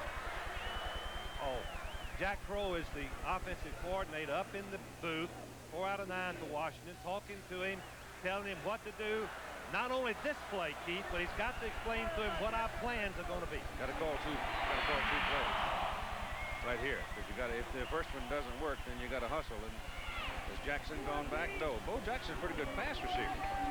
Well, they have a slip screen to Jackson. He averaged 24 yards of reception on it against Georgia, the first ones they've thrown to him this season. Oh, man-to-man blitz. Here comes the blitz. Wide got him, too. Whoa, did they get him? Wayne Davis, 6'4", 210 from Gordo, Alabama. Boy, that hurts. It takes them into a very long field goal, even though they can stop the clock here. Clock running, 12 seconds to go first half. Washington stands up, flips it, and sends complete. That kills your clock. And now you're talking about field goal. You're talking about a big baby. You're talking about a cannon. Well, he's got a little bit of wind help coming from right to left, kind of a quarterly wind, it seems, Keith. Yeah, that's a 50, 40, 50-yard about. Right, that's 49. Put it down on the 39, so he'll go from 49. He's 2 out of 3 between 40 and 50. Lewis Colbert holds it, gets it down. Chris Johnson hits it. A lot of leg on it. It's good. He hit it. And the first half is over. That's the longest kick in his career. 49-yarder. To make your halftime score, Alabama 16 and Auburn 10. Here's Tim Brandt. Well, it came on you here late in the half. I'm not going to ask you if you've seen Mike Sharper. You probably have. But have you ever seen Mike Shula smarter? Well, he's been smart all year. He's not doing anything that surprises anybody. We just felt like we were going to have to throw it and make some big chunks to beat a good Auburn team. And we've had some success there early, and then we bogged down late, and they come back here the end of the first half and go in the locker room just after putting points on the board. We've got to go in and rejuvenate ourselves and come back pumped up. Well, Mike's not taking a sack. He's throwing away. He's reading very well. Yeah. Special teams has been the key in this one. You've got a kid. We're playing hard. Our group are fired up. You've got a kid playing with a broken hand, a broken leg, and they're still playing the ball game. Well, they love the game. They love this game. Good luck the second half. It's fun. Two teams from the same state. One ranked, one not. And right now, just 6 points separate them.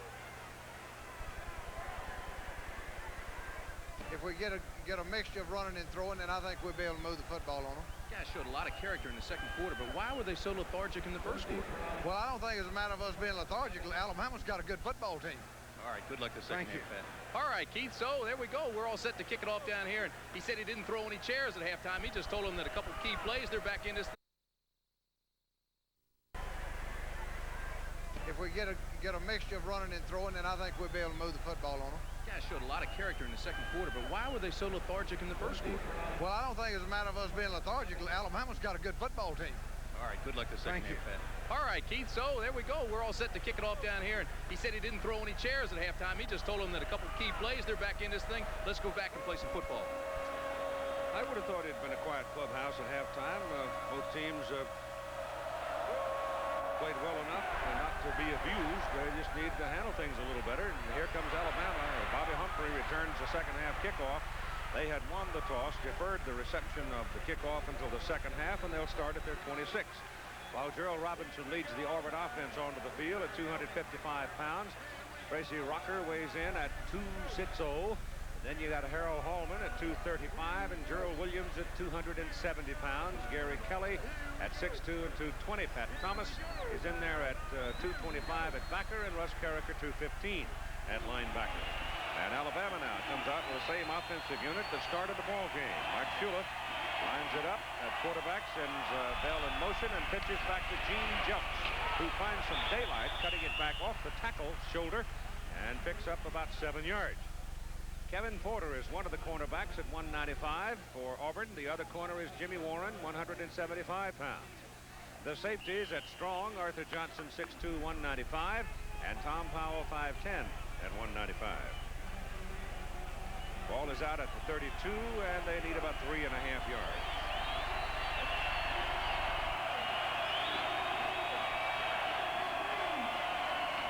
Fullback Turner rolls off the first hit, rolls into the second hit, then digs in, and he's close to his first down, defending on the spot.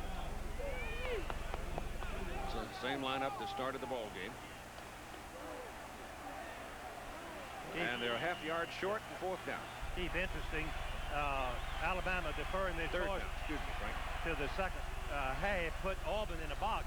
They had the kickoff and kickoff into the wind, so Alabama got the ball and the win in third quarter. The reason? Auburn won the win in the fourth quarter.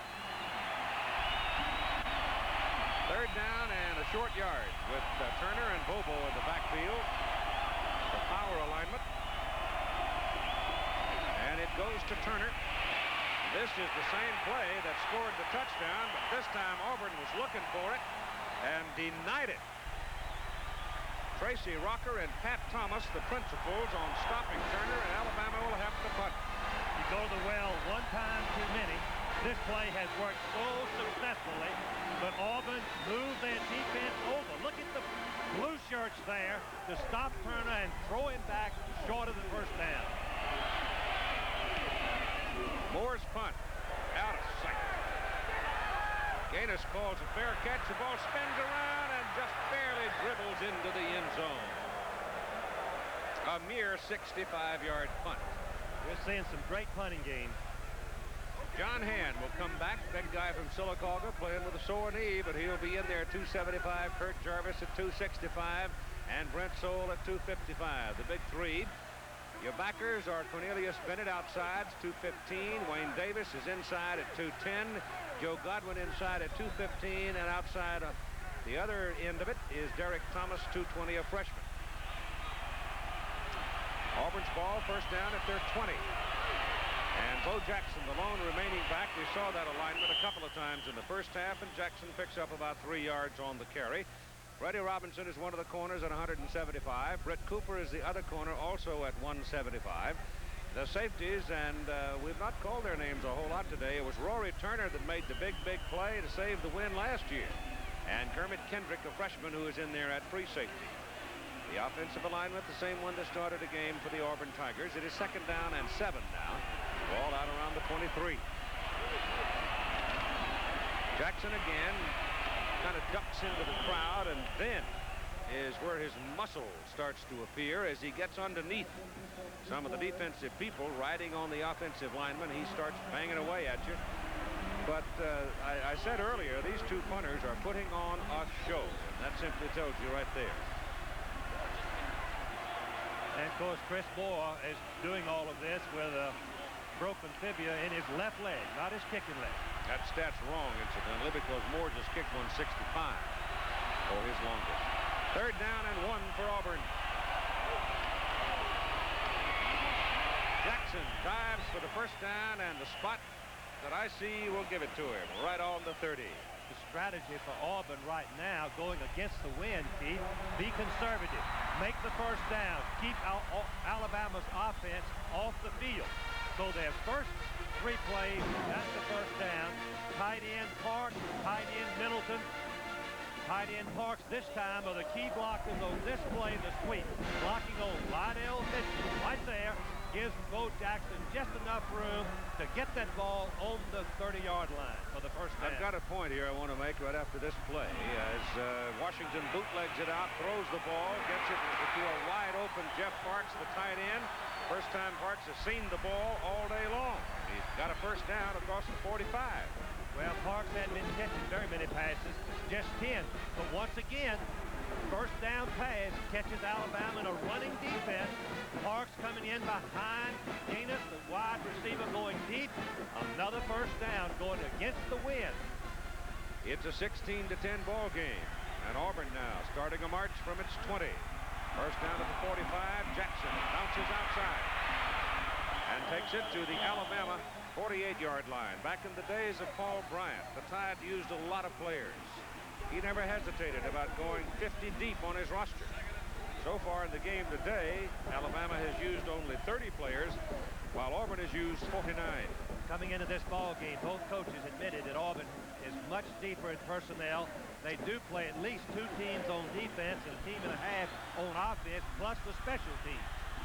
Brett Fullwood into the game for the first time today for the Auburn Tigers, replacing Bo Jackson on second down and 4. And Fullwood carries into a crowd and will be about 2 yards short of the first down as Bennett decks him. Every great team needs a dominant football player, one that will have an impact on the score of the game.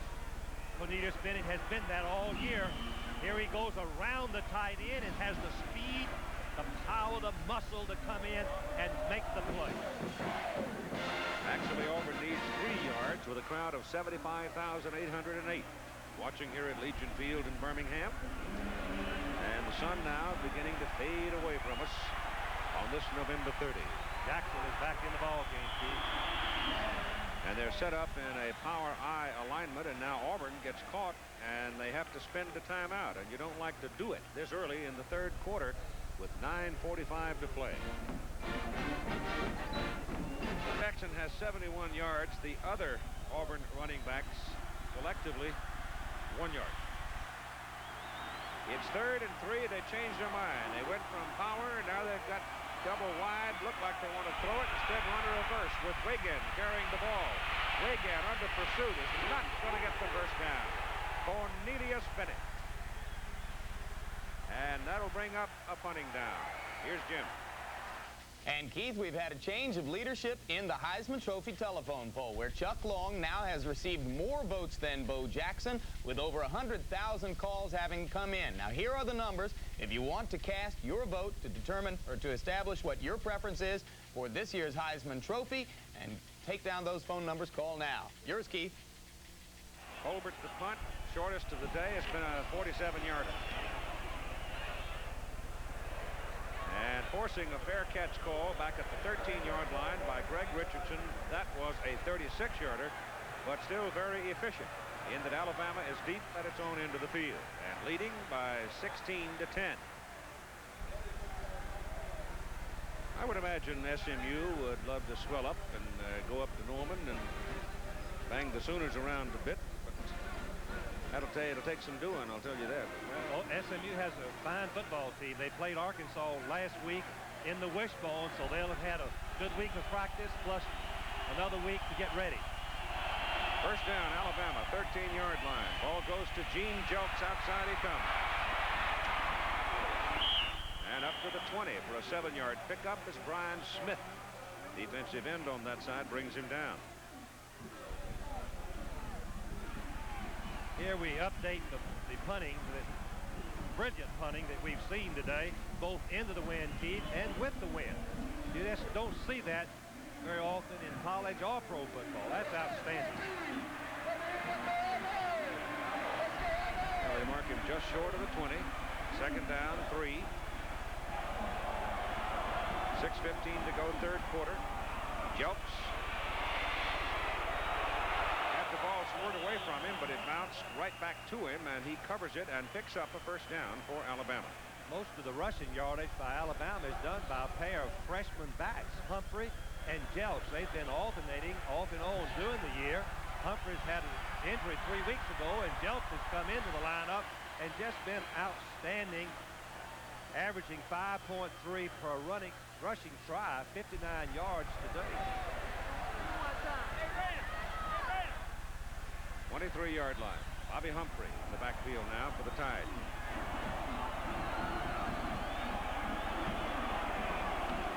Shula, first down pass, sideline, good. Whitehurst at the 33 about. I remember Whitehurst showing up in the Penn State game, and it was the first real tough action he had seen. Didn't play well at all. But since then, he's become a very dependable performer at that wide receiver position. Fans, you probably think, how does a young man learn to do this? Catch the ball and get 1 foot in bounds so it's a legal reception. Keith, they work on that every day. Every pass coach works with those wide receivers. He puts them on that boundary, throws pass after pass, so if they know where they are, they can catch it and get 1 foot in bounds. Practice makes perfect. Just short. Alabama scored 10 in the first quarter. Actually led at one point, 13-0. Auburn came back to make it 13-7. Alabama added a field goal. So did Auburn, 16-10 at halftime, and that's where we are here in the third quarter. Well, the first quarter belonged to Alabama. The second quarter turned dramatically in favor of Auburn. Although I don't think either team has the edge right now, Keith. I think they both are playing outstanding football. Whitehurst and Bell are your wide receivers. Figures Turner here, but it is only second down. Might choose to air one out. Nope, they go for the first down with Turner up to about the 35. Alabama has the win, and so they'll want to open up their offense in this quarter, try to get another touchdown. I think that's important for them, Keith, because their passing can be much more effective with the wind than it can going into the wind. Yeah, Tim Brandt, it looks to us up here as if the wind has picked up a little bit. Do you feel it down there? Keith, you really don't feel it that much down here on the field. You can see the flags up where you are, but no, there is very little wind, if any, down on the field itself. Thank you. First down Tide, 35-yard line. Shula back to throw. Dumps it off to Turner. He's out there one-on-one and shakes it and gets something out of it. He was in posture where he could have been taken down for a 5-yard loss for the strong safety Arthur Johnson, but he shook Johnson. Shula looked downfield, Keith, and his ends were covered. So Alabama offense very wisely has a back out there. You can dump the ball off to and make something. Interesting ebb and flow of the game. Alabama had 105 yards in the first quarter to 19 for the Tigers. Second quarter, Auburn 133 to 73. Second down and 6 now. Shula rolls out. Want to run it. And he'll have a first down as he dives to the 49. Good defenses should not let the quarterback out of the pocket. Somebody should be out there containing the quarterback. 99 Hill is a tackle. He's not going to do it, although he does force him back to the inside where someone else could make the play. But not before the first down. 6:10 to go, third quarter.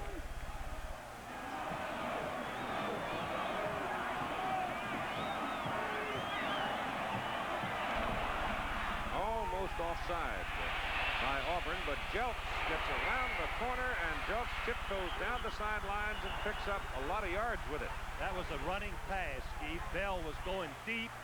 The Auburn secondary were back, but this 18-year-old freshman that threw the pass, setting up the tying touchdown against LSU a couple of weeks ago, has the presence of mind to pull the ball down. Now he's on a broken field because the defensive backs have already dropped back to cover the receivers. James picked up 77 yards on 14 carries. First down Alabama near the Auburn 30. Looks a lot like that first quarter march, doesn't it? Yes. Shula back. Down he goes. Sacked by Gerald Robinson. Third sack by the Tigers. I'm not sure there wasn't an audible at the line of scrimmage, and the offensive lineman didn't hear it because Robinson, at the bottom of your screen, well, the tight end, I guess, yeah. Chandler was going to block him in, then run a delayed pass, Keith, but he didn't delay him enough to where Shula would have time to lay the ball off to him at the last minute. A little delayed pattern. Chandler should have blocked him longer before he released. My loss of 10, second down and 20. That's a big loss, too, Keith. Right in part of the field that the defense needs that big play. Craig Turner, Gaithersburg, Maryland, 205 pounds. He runs bigger than that. He bangs in there and gets the ball down to the 36. Picked up 4. So it's third down and very long now for Alabama, and Al Bell comes back into the lineup. You have a receiver like Al Bell, you use him, you put him in motion, you try to get him in all types of patterns and put pressure on that defense where you can get the ball, the quarterback can, to your best receiver. Bell will probably go in motion here. And he and Richardson take off. Shula puts it up in the air for Jelks coming out of the backfield. And then Jelks has a massive collision with Jimmy Warren as the ball sails beyond his reach. Carricker was playing man-to-man on Jelks coming out of the backfield. Did a good job. Warren here. You had a 49-yard field goal a little while ago by Chris Johnson. Van Tiffin comes out and will put the tee down at the 42, and he's going for a 52-yarder. He has kicked the 57-yarder. On its way. Nope. Just slid off. But I'll tell you, he had plenty of leg on it. He knocked the thing all the way up into the seats. Takes away scoring for Alabama, but Shula's been a factor, and his coach says this. He's smart. He's got a quick mind. He's got poise. He thinks very well on his feet in a clutch situation, in a tight situation. He can play. I've made the statement the last week or so to reporters. I've been asked the question, do you think he could play in the NFL? Mentally right now, as far as decision making, as far as knowledge of defenses and football itself, yes, he can play in the NFL. Lofty praise, but right now he's got to watch as Auburn gets good field position. After Alabama went for the field goal and missed, they started at 36. Give it to Jackson, and he'll have 2.5. One thing that Auburn is trying to do going into that win gives Jackson a lot of opportunities to maybe pop one for the long gain, and they're using 2 tight ends, 2 flankers, and 1 running back. Jackson is the lone back. He can run either direction or up the middle. A 16-10 ball game. Alabama leading. 3:45 to go in the third quarter. Second down and 7. Again, they go to that double wing with Jackson the lone remaining back, and Washington puts it in the air, and it is incomplete, intended for Freddie Wiegand. Wiegand, I think, was out of bounds by the time the ball got there. Here's Tim Brent. Keith, John Hand, the defensive tackle for Alabama, has been hurt again. He came out number 78. He took himself out of the ball game. It is not only his left knee, but it is also his left ankle that has been sprained. He says every time he gets touched, it's hurt. He took himself out. He is in some pain. We don't know if he's going to be back. Big loss. Who's in there replacing Hand? Willie Ryle, the freshman, Phoenix City. Third down and 7. Auburn's ball in Washington. Getting heat from Bennett. Dumps it off to Jackson. Jackson with 2 men after it. Gets it out to the 42. That is short of the first down, and they've got to kick it away. Rory Turner, who made the big hit on Fullwood a year ago to save the game for the Tide, makes the hit that time on Jackson. Bennett, once again, a factor in the football game as he penetrates. He recognizes they're going to dump the ball off. He comes outside and forces the ball right here to be thrown over his head. By doing this, the defensive men come up and are able to stop Jackson before he makes the first down. Lewis Colbert into punt. This one goes up. Wynn catches it, knocks it almost straight down where Greg Richardson calls a fair catch. Alabama's ball. First down at their own 17. 16-10 with 2:48 to go third. Look over Legion Field. Daylight's about to leave us. And here's Alabama now on their 17, leading by 6 points. First down. This is Craig Turner. He cut that one back and got a good gain out of it for about 5 yards. And we go back to New York and Jim Lampley. And Keith, our Heisman Trophy telephone poll continues tight, with Chuck Long holding a less than 1,000 vote lead over Bo Jackson at this point. Again, here are the telephone numbers to call to vote for your choice in the Heisman Trophy poll. We have received one call from the Southeast which says it's hard to get through on the Bo Jackson number. Keep trying. You have until 7 p.m. The phone company's doing the best they can. Yours, Keith. I hope we got a piece of the action in this one. Second down and 5. Jelks with the ball. He lost his footing as he tried to make his cut back. Pat Thomas was waiting for him and brought him down. Keith, this is a well-played football game. Both defenses just doing their job, stopping the long game, good pursuit, gang tackling. Both offenses handling the ball beautifully, no turnovers, other than that first one on the sack of the passer. Just a well-played game as we look at Washington, who really made some great throws in that second quarter. His confidence got to be helped. Our backfield in there, Bobo and Turner worked for 1 touchdown. Last time they went for the first down and get it. They fake it. Shula throws it down the middle, and it is off the hands of tight end Howard Cross. Well, Alabama's tight ends don't seem to run through the ball. I remember in the Penn State game, Chandler didn't do it and dropped a pair of big ones, and here, Cross reaching back. Keith, it's short yardage. You're not going to have any coverage. Look at the 2 Alabama receivers there. He should have caught that ball. I think he had it in his hands, and Warren 45 knocked it out. A punt. Didn't turn it over, Steve. Nope, never got it to turn over, and it's going to be a fair return on this one by Gaines. He took it at the 30. And Trey Gaines brings it back to the Alabama side of the field at the 47. 46-yard punt and an 18-yard return. And Auburn now with good field position. Hard gallop on this return instead of 18 as I gave it to you by Gaines. Good return. The return man wants to make one man miss him and then hunt for the wall. He's trying to get outside to pick up the wall of blockers, and one step, Keith, he's been gone all the way. But he gives his team very good field position at the Alabama 47. They trail by 6 points. Bo Jackson lines up behind Tommy Agee, and they give it to Agee. And Alabama has stifled that fullback play all day as a penalty flag comes flying out of the hands of the back judge. Yeah, way back there, Keith. Way back there. He's to watch. The back judge is keying on the tight end.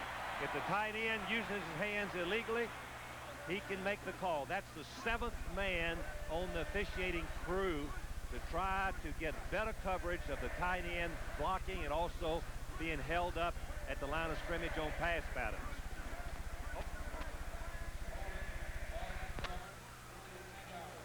Let's see if we can tell if it is the tight end. Yes, the right hand goes out. The right end on 87 Middleton is outside the body, the frame of the body. Immediately, it's illegal. And that takes Auburn back near the 42. And Jackson's run there won't get him a whole lot, up to about the 45. And so it brings up 2nd down. They have got to go to the Alabama, pretty close to the Alabama 37-yard line to have a first down. One thing that Auburn has done, though, Keith, is I remember when coaching in that 3rd quarter, when you're going against the wind, if you can just get out of that quarter without any points scored against you, you're trailing only by 6 points, you've done your job. They need about 18 yards on 2nd down.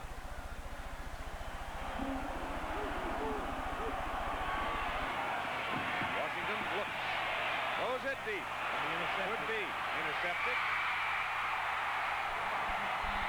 And what are they going to do? Going to put him down at the 1? Put him down at the 3, Keith. Kermit Kendrick. Where the interception takes place on the 3, his momentum takes him into the end zone. The ball comes back to where he first had control of the ball. Play action pass, throwing deep. If I was Pat Dye, I would say that's better than a punt.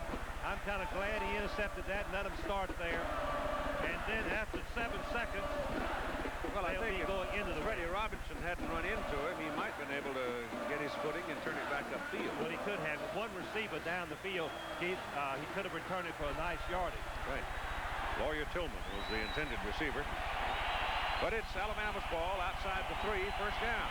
As time runs out here in the 3rd quarter. And Craig Turner carries for a short pickup to about the 6. And the 3rd quarter is over. It's 16-10 Alabama. We'll continue after this message and the word from our local station. The Auburn Eagles. What's happening here?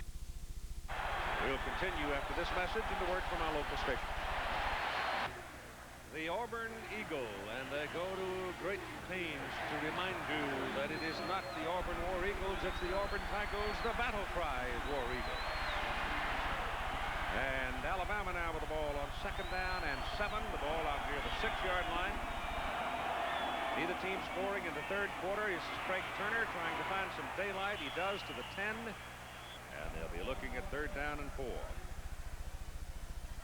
Monday night, the Chicago Bears may be looking at their toughest customers of the season. I don't know that's truly so, but I do know this. The Miami Dolphins, when they zero in on you, can give anybody a ball game. Oh, the Chicago Bears, they play a lot of man-to-man pass defense.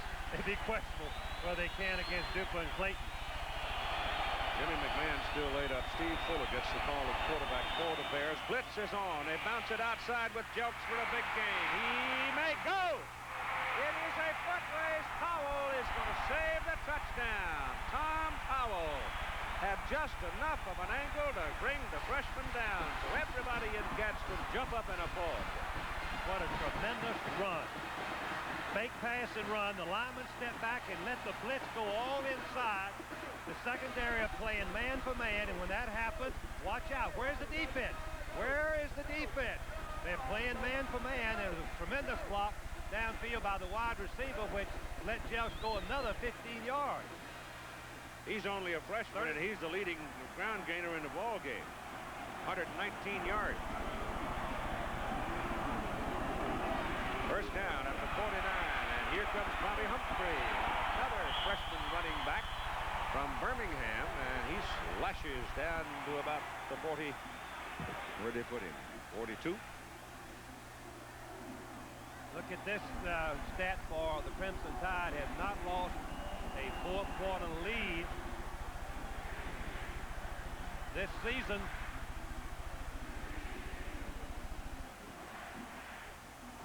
That means that they play hard in the 4th quarter, Keith. They know what they're doing. They don't give the game up. They don't by turnovers. They play smart football. Stat you said that Alabama never lost the fourth quarter lead can't be right because Georgia gained the opening game.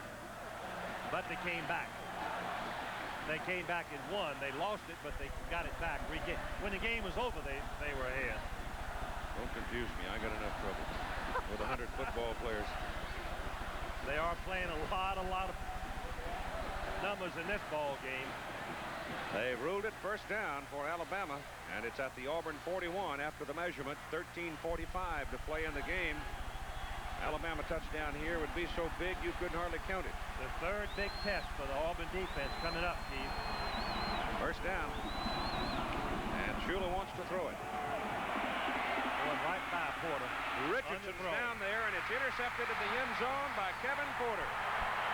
Richardson went right by Porter, but the ball hung into the wind. That's the advantage of having the fourth quarter. Wind to your back. Fake of the running play. Richardson running the streak pattern. Porter number 3 has been beaten on the play momentarily, but the ball's held up. He comes back and intercepts it, and Auburn has it at the 20. Auburn's ball, first down at the 20. And the Tigers' running game today has been pretty quiet. Averaging 326 on the season. Today, they picked up 75. They trail 16-10. John Hand back in the game. As Alabama now sends its aces in, trying to contain Auburn on its end of the field here in the fourth quarter with 13:15 to play in the game, and Bo Jackson will have a couple of yards on that carry. If Auburn is going to win, Keith, it's going to have to be by a long run by Jackson or some passing by Washington. I just don't believe they can drive the ball down without some passing against this Alabama defense. Jackson carried 19 times, and A.G. Washington Fullwood total of 7. Jackson again. There he goes. And he's close to his first down. I'm sure that Auburn will be thinking about somewhere in this fourth quarter, if they don't get a touchdown, some trick play. On that last play, a little misdirection. Here's Bennett, number 97. Right here. They're going to get him right here with a fullback and the center. That is a fairly good double team block, particularly with the quarterback going in the other side of the field, or the halfback with the ball, I should say. Just short of his first down. 3rd and 6 inches. They give it to the up man, Reggie Ware, in there at fullback, 240-pounder from Huntsville, and he gets the first down. Just pure brute strength, out past the 33. This Alabama defense has been effective all season long, playing just basic lineups, not anything fancy. Seldom do they blitz. They change philosophy only if you get down to the threat of their goal line. Jerry Fade over there, an Alabama grad. Jerry's over there guarding the yard marker here. Make sure they do right. Says he's about ready to go back on the pro tour. Finally solved the cartilage problem in his shoulder. They give it to Jackson. Jackson running with abandon now is close to another first down. One thing that Jackson's doing, Keith, he's getting a little momentum from the offensive line, giving him a chance. He has had very little opportunity to make any cuts. So watch once again, right here, Bennett, number 97, away from the play. You don't give up. You don't give up. Anybody on the football field has a chance to make the play if they want to. Bennett falls back in and helps with a tackle. It'll be second down and not more than a yard, probably a little less than. They go back inside with the big fullback. Wagee's back in the game now, and Tommy will have the first down for the Auburn Tigers. So the Grunts have it right now, don't they? They're pounding it out. The infantry is marching. This is Auburn style. This is what they'd like to do. Never put the ball in the air. They only threw 5 touchdown passes and ran for 33. That shows you how dominant they've been running the football. Yeah, the average is out about 4-1 on the season. 4 runs to 1 pass. Jackson again. He's got 9 more yards.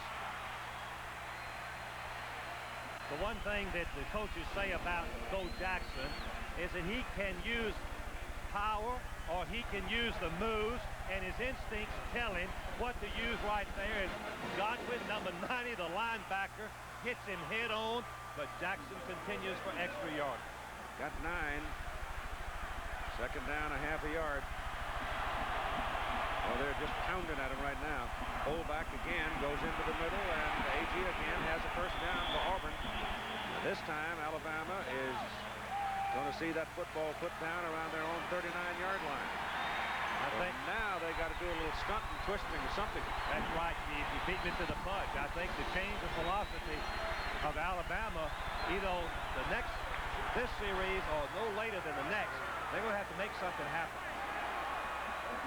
Bo's now gone over 100 yards with not much blocking. Believe me, he has not had the amount of blocking in this game that he's had all season long. Call it the Alabama 38. Jackson again. You see him start right, come back left. He got a heck of a block over there from number 75, Steve Wilson, and away he went. Keep two tight ends. You block everybody across the line. All good runners know that you cut back against the grain. There are very few people over there because the majority of the defense had chased in the direction you start. Jackson is great at cutting back, picked up another first down. So he's got 115 yards. And so much of my theory that they're going to have to throw. Fullback A.G. And he very well may have another Auburn first down, and they're just tearing the middle of the Alabama defensive front apart right now. Well, Pat Dye, as we said earlier, was an offensive and defensive guard and 190 pounds. This is what he believes football is all about. The fourth quarter, if you run the football consistently, you can win the games most of the time running the football in that fourth quarter. You wear down the opposing team's defense. 8 minutes and 50 seconds to play in the football game. Alabama leading 16-10.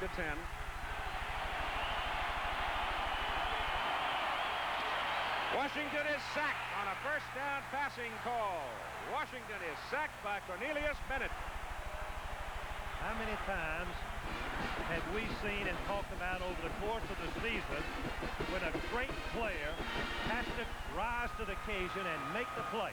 The great player, when everything looks bad, he makes the sack. Cornelius Bennett threw him for a loss. Bennett just called a timeout at 8:27 to go in the game. A 10-yard loss on the sack by Cornelius Bennett. Auburn has the ball now back at the Alabama 26. They've got to go close to the 7th of Alabama to get the first down. So you're looking at the better part of 19 yards on second down. Cornelius Bennett, after the sack, immediately called timeout. The entire defensive team went to the sideline. Let's see if they change their defensive tactics now. Double covering receivers.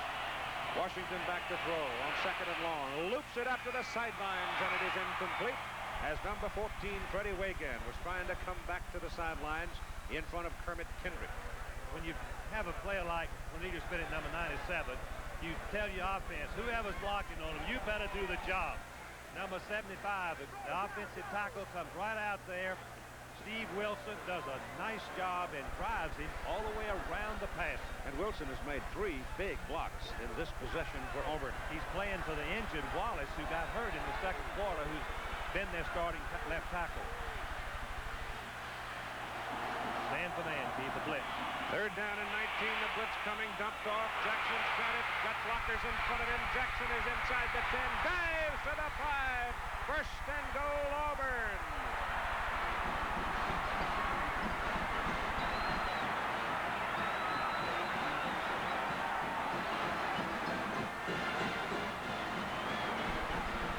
Jan Cowart, the right guard of Auburn, is down on the field and hurt. Coming down to throw a block in behalf of Jackson's effort. Pat Dye told me that he put in the slip screen for Bo Jackson against Georgia. He caught it twice for 48 yards. Here it is, a slip screen where he makes a block on the end, goes out, he catches the ball with a couple of blockers out in front of him. Now he's turned down the field. Poor old Vernon Wilkinson's got to shake the blocker, wake in, and makes the tackle. That's a sensational play. His own man falls over the leg of Cowart, number 53. He's a big junior from Galion, Alabama, 235 pounds. He's been a starting guard for a couple of seasons. Oh, yeah. 53 gets knocked back into Jackson by twisted that leg going number down. 90 linebacker Joe Godwin knocked Cowart back into Jackson. Twisted his leg as he went down, and he's got to be helped off the field. Oh, I hate to see that. Oh, Keith, those knees are so vulnerable to plays like that. And most knee injuries I've seen happen when somebody else falls across your leg downfield or back in the line of scrimmage. It is first down and goal, Auburn. Ball just inside the 5. This the 13th play of this possession, which started back at the Auburn 20. Ball goes to Bo Jackson. He slants it over the left side and fakes to the 3. You've got 7:56 to play in the ball game. Alabama leading by 6 points. How many great defensive stands have we seen in recent years by the Alabama team? We think of some great ones. I want to ask you a question before you get too involved with that. Okay. It's been a sellout drive by Auburn. I mean a sellout, gut-tough march, right? Absolutely. A lot of time to play in the game. Art, suppose they go ahead and score here and get a 1-point lead. Alabama's got a lot of time to work with. Yes, they do. With Mike Schuler, we've seen him come from behind many times. This is Washington throwing into the end zone, man wide open, and he missed him. Number 82, Jeff Parks, the tight end. But let's suppose that Alabama could come back and get a point or two out of a field goal or something. The Auburn offense now has worked so hard. What's left? Well, Washington, the quarterback, all catch-up drives are determined by the ability of the quarterback. Let me tell you, that was a tough call for Pat Tye to make. After Jackson picks up 2 yards, that's respect for the Alabama defense to throw the ball. A running team throw the ball on 2nd and 3. Third down and goal from the 3. Washington down the line, dives. Didn't get there. He got close. It is now 4th down, and they need a half a yard. Vernon Wilkinson denied Washington the goal line with help from Joe Godwin. And now what do you do? Well, we remember last year when Auburn had 4th and 2 feet on this part of the field, too, if I remember right, Keith, and they ran the play and didn't make it. Alabama winning. They're going to go for it. If you could just give it to Bo Jackson over the top, he might score with it. Well, Jackson is not the blocker in this one. Jackson is the runner. They've got a power eye left. And Auburn calls time. They thought they were going to get dinged that time, either by the clock time running out or by having a 12th man. They have 1 timeout remaining. Number 87, Middleton, was sprinting off the field. But as you look at the 25-second clock, it shows a big 0.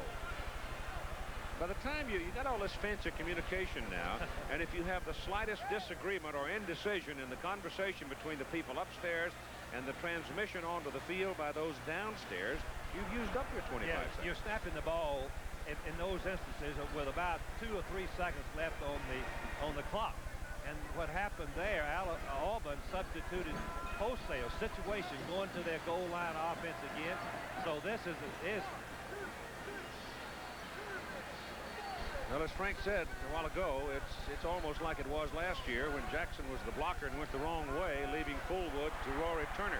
But as they came out and lined up in the power eye this last time, Jackson was the ball carrier. Keith, in this situation, you take your best ball carrier and you run him over your best offensive blocker. I don't know, I just don't have that scouting report of Auburn, which would be their best offensive blocker, but I would run at the best offensive blocker and give it to my best ball carrier.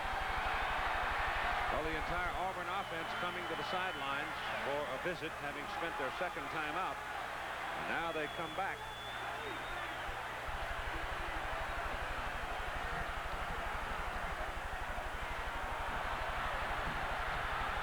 Here's the big play, Keith. Cowart's out of there. Jackson.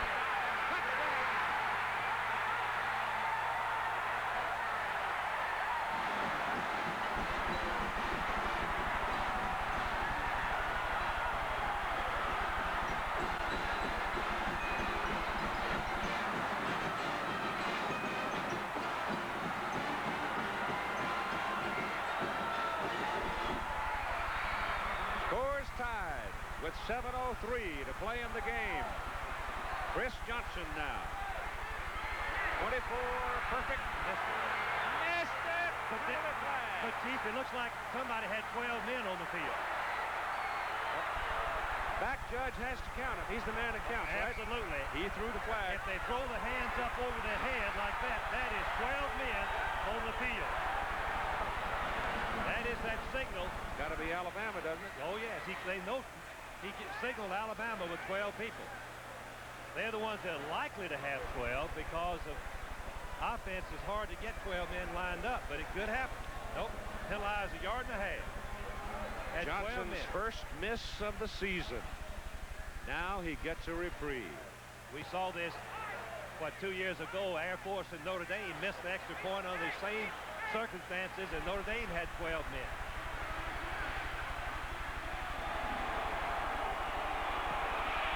He nailed that one, and again, penalty flags are down. Look out. 2 flags back there in the end zone. I believe it's the same penalty. Keith, if it is, it'll be assessed on the kickoff. Yep, they still had 12 out there. Can you believe it? That's the record.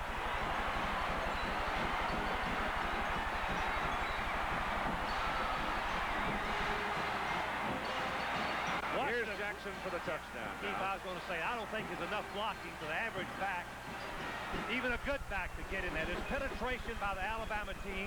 Jackson leaves his feet right there, and all he has to do is break the goal line plane, an imaginary plane up from the goal line up. Evidently, he broke that plane. Touchdown, 17-16. Second shot at an extra point that he had missed. He made the second try. Alabama is penalized 15 yards, and they will kick off from the Alabama 45.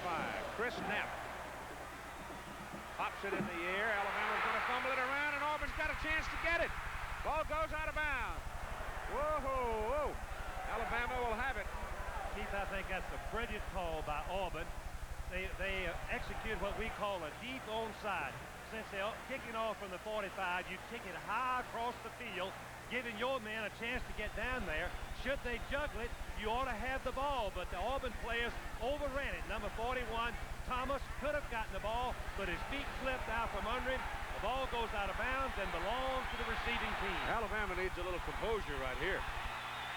Well, Mike Shula has done it before, and he's the man that put a lot of time. 6 minutes and 58 seconds, and the ball is out at the 11. Jelks and Turner behind Shula.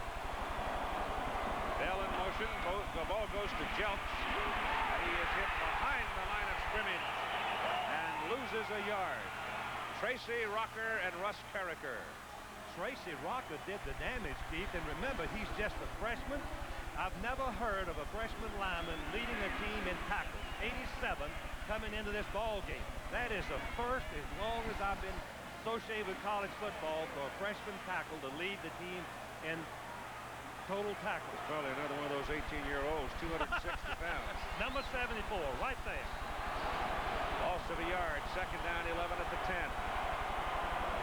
Does Alabama dare throw here? Yes. Shula will. Sideline pattern. Bell, fingertip catch. Penalty flags are down. Let's see about the flag. The catch was good for a first down, but I think when Richardson came downfield, he got nailed, and that's what drew the flag. There's a holding call.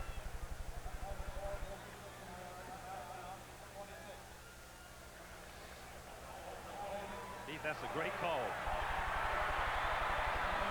They're holding Richardson, but Bell makes the catch for the first down anyway, so they'll decline the penalty. This is what they did to Richardson, number 17. They're playing man for man. Number 6, Bivens, grabs his shoulder with his left hand. That is flagrant. Flagrant penalty right there. Now, watch the catch of Bell. I don't think that I've ever seen a better catch. Watch him right here. The ball is overthrown. He catches it over the shoulder, gets hit, holds on to it. Here comes Jelks up the middle. Pops it big. It's a foot race to the corner. He's on his way. Howell's got a shot at him. Throws him down. Touchdown. No flags.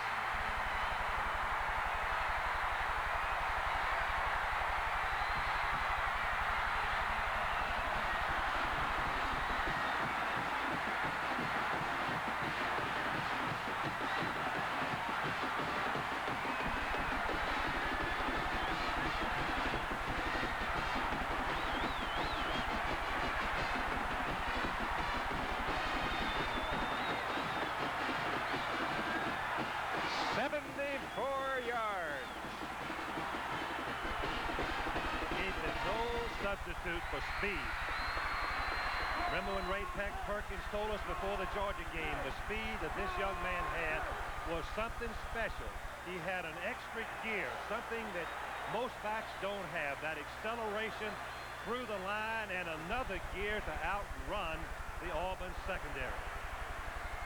Well, he totals 192 yards today on 18 carries, and Alabama is back in front 22-17. How do you describe? Good blocking, lets him cut back. Once again, the great runners, they cut back because most of the Auburn defense was coming in this direction. When he once cuts back, there was not an Auburn player over in that direction. Powell tries to get there, but he couldn't do it. But what's the key on this play? The block of the tight end. Let's see what happens on this play. Chandler, number 81, blocking number 95, Robinson, the all-Southeastern.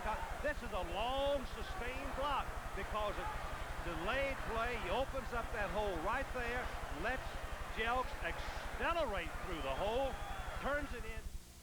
Should score, they would have to go for two, and they are due. They're definitely going for two. Bobby Humphrey is in the backfield with Craig Turner. And they bring Al Bell back toward the ball. And Shula wants to throw it. They throw it. Ball is caught, but it is caught short of the goal line by Humphrey as he had to stretch out to bring the ball down and had no way to get his balance when he fell down a yard short of the goal line, and it's a miss. But what a run by Gene Jelks. Oh, boy. Here's the play that got him off the hook. Yes, Keith, you're exactly right. Man for man. Here's Bell, who came across in motion. That tells the quarterback what the defense is playing. Man for man. Porter, number 3, gives him a cushion. Bell cuts it off. That leaves Porter about 5 yards from him, but the pass is thrown way to the outside, and the catch was sensational. Look at that, over his shoulder, back, hands behind it, holds it, and then he gets hit by Warren right here. The play's not over. He has to hold it, and he gets hit right there. Keep possession of it, and that's set up next play for the touchdown. Al Bell, 4 catches for 90 yards, but that last one was the biggest one of them all. Woof, what a ball game. It's been a great ball game. I was just fixing to say what great game the Auburn defense. Since the first quarter, the Auburn defense had just played sensation. Sensational by stopping two penetrations and forcing the field goal. Still 5:57 to play, but Auburn would be hard-pressed to march like they did the last time. Van Tiffen kicks it. Wynn's going to knock it down up the field for Fullwood at the 10, to the 20, 30, and thrown out at the 30. So Auburn will have very good field position now as they trail by 5. And next week, we'd like to see another one just like this. I'm sure that Bobby Collins and Barry Switzer don't want to see one like this, but it's fun for us. Oh, and it brings gray hairs on the coaches in a hurry. This kind of game, it's been sensational. You can't fault either team's offense or their defense, Keith. It's just excellent play. There's some talented athletes on both teams. All right, it's first down Auburn, trailing by 5 points at the 30-yard line. 5:50 to play in the game. Give it to Jackson. And Alabama grudgingly will give him 4. Wayne Davis, the leader on that defensive play, and it was Wayne Davis that was flying over the top of the goal line stand on the 4th down jump by Jackson. Davis almost denied him. One of the most underrated football players in the Southeastern Conference. 115 tackles this year for the Alabama team. Leads the team. 6'4", good movement, good competitor. Jackson, 26 carries, 118 yards on the day. That sparks the tight end going in motion. Washington drifts off after a little play action and zips it. Got a man. Pass is good. Caught by Weigand. Freddie Weigand got loose over there, the sophomore from Gadsden. Oh, we got a lot of Gadsden folks in this ballgame. Let me tell you, Keith, the ball was thrown before Weigand makes his cut. Washington is rushed. The ball is already on the way, which is the toughest pass to throw in football. Now Weigand comes back and catches that ball and steps out of bounds. And it's first down Auburn, just short of the Alabama 45. Brigham Young would have been proud of that throw interception. Middleton in motion. Jackson with the ball. Pounds into the middle. And picks up about 4 with 4:55 to play in the ball game. 22-17 Alabama. Auburn going to the lead, 17-16. Alabama fought twice successively with 12 men on the field. Johnson had missed the extra point, which would have left it a 16-16 tie, but they got the second chance and he made it. And then Jelks blew it 74 yards to put Alabama back on top. And it's 2nd down and 6 now as Jackson has the ball going right. Vernon Wilkinson, number 38, is on top, but there's another man under the bottom, Todd Roper. Now it's 4:20 to play. Here's Jim. Keith, our viewers have less than 35 minutes now to cast their votes in the Heisman Trophy poll, and as you can see at this moment, Chuck Long is less than just a little more than 400 votes ahead of Bo Jackson in a balloting so close that it has to be called statistically insignificant right now. There are the phone numbers to call to vote for your candidate. Yours, Keith. 3rd down and 4 for the Auburn Tigers. Washington looked like a broken play, but he jukes his way out of it and turns in a 1st down for Auburn as he found some daylight on the right side and got down to the 32. If you called it right, it was a broken play. The ball was to be headed off to the fullback. Washington on his spin didn't get back turned fast enough, and all he had to do, watch it right here, you'll see the reverse turn, supposed to hand to the fullback, he misses it. So then he goes right back out the back door. Good quickness, good presence of mind, 1st down. Jackson. Bennett slowed him a little bit, and then they get some help, but again, it's one of those plays where he disappears in the crowd. Everybody gets up and dusts themselves off, and he's got 4. Keith, yesterday, Pat Dye called me and he said, I've got to see you. It's very confidential. If you promise not to tell anybody, I'll give you a story. And I said, well, what is it? He said that Bo Jackson broke 2 ribs against Georgia. He didn't want to use it for sympathy or any other thing, but if I wanted to use it during the ball game at the right time, the doctors okayed him to play, but he's playing with 2 broken ribs. Surely no more than threat. So they're broken. Hands and 2. He told me that. Hey. Washington runs away from the trouble. Washington takes a mighty blow and will get up slowly as Todd Roper, the linebacker, got him in his sights and leveled him. But again, that Washington has picked up yardage down close to the 23-yard line. The one thing is, I repeat, you've got to block Bennett if you're going to throw the ball. In a passing situation, number 64, the Auburn right guard, block's going to come out. Watch him take him on. Right there with a shoulder, hands legal right there. Right on his chest, not in his face, but on his chest. Keeps him right out of the play. 3rd down, they need 1.5 yards. Jackson going after it, hit behind the line of scrimmage, bounces outside, and gets the 1st down as he gets inside the 20, and penalty flags as we get a late hit. Kermit Kendrick, number 27, the free safety, flying across the field, nails Jackson out of bounds, and there's a flag on it and a big call against the Tide right here.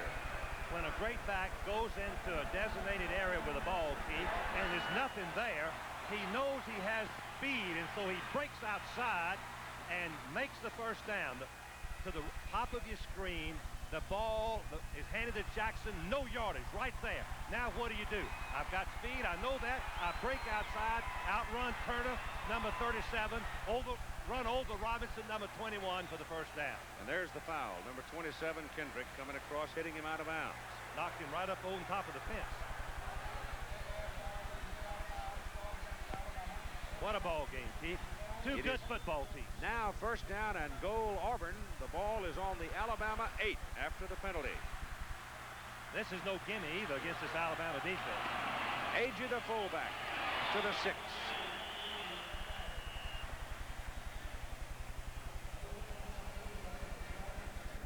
Good defense by Alabama right here. Once again, Bennett comes right into Middleton and stands him up. Now he's going to look for the ball carrier. Escape the blocker, strong enough to reach in, grab the fullback, and prevent him from falling forward. 2nd down and goal at the Alabama 6.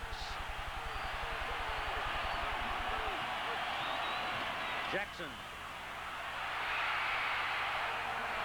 to the 1.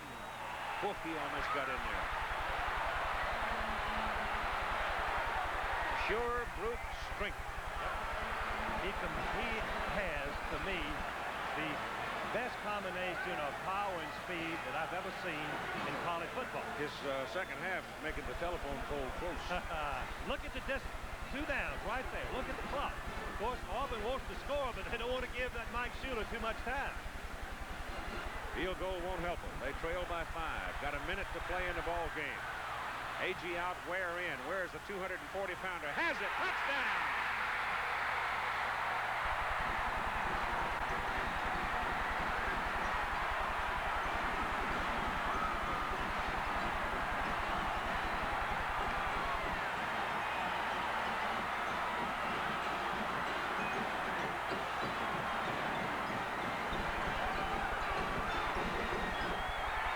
240-pound fullback had just come into the ball game. He was cold. They gave it to him anyway, and he just blew it into the end zone. Well, that's confidence in you. And Ware, he said he's that muscle man, straight ahead. Boy, the best play in football, as old Paul Brown used to say, is the one that runs straight ahead. Not many things can happen to you, but that offensive line of Auburn has done some great job. They're going for 2. Auburn leads by 1. They're trying to get 2 here as Washington drops back to pass. Ball is slapped away by Cornelius Bennett. They were trying to swing it out to Bo Jackson. Bennett stayed at home and knocked it down. Auburn leads by 1 with 57 seconds to play in the ball game.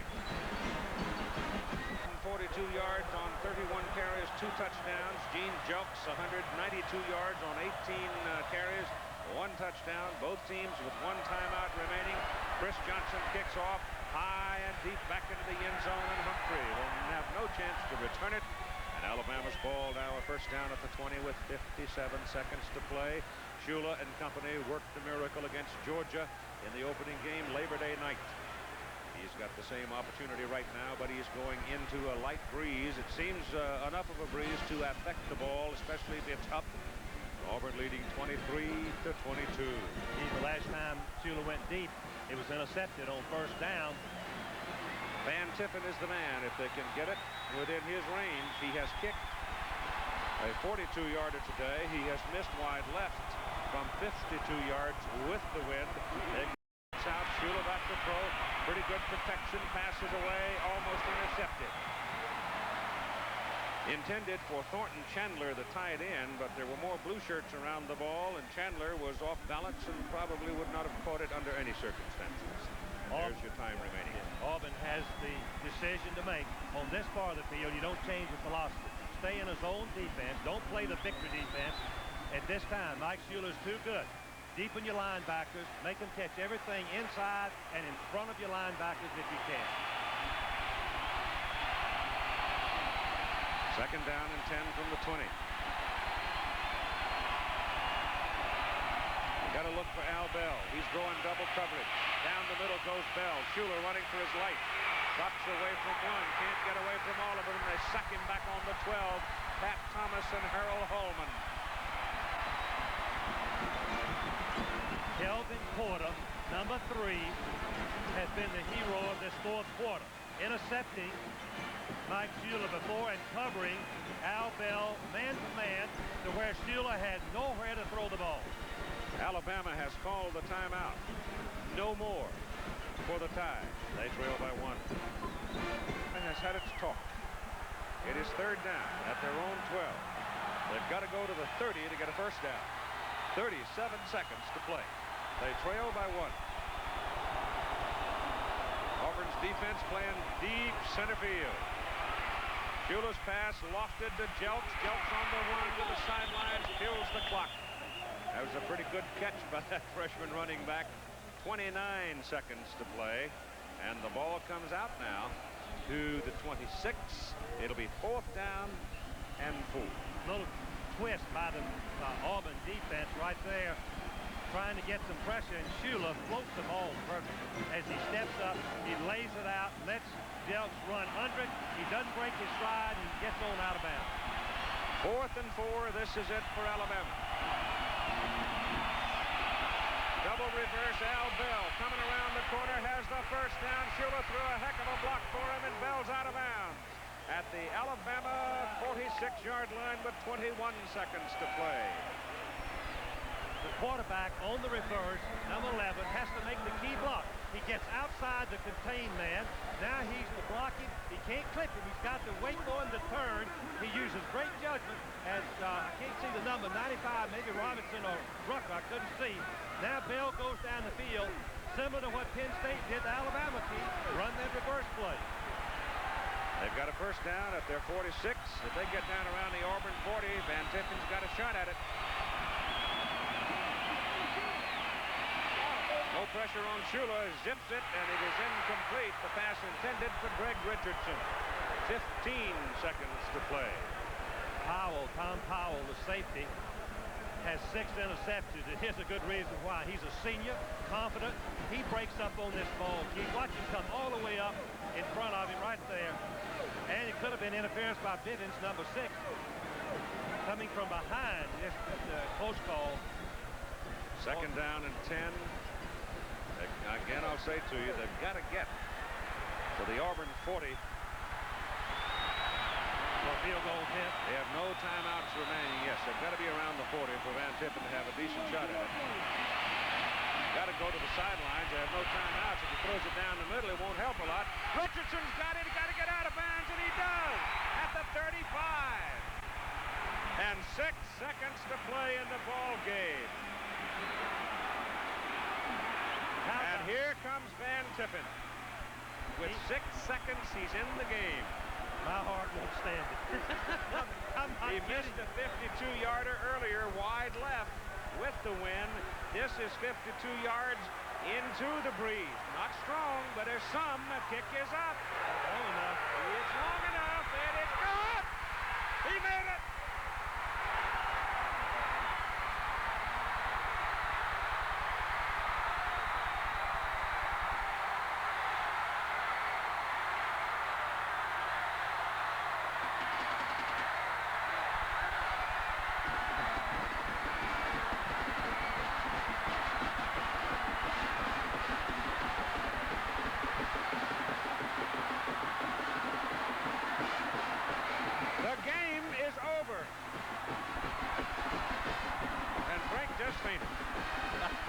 Keith, I don't believe it. I just fainted.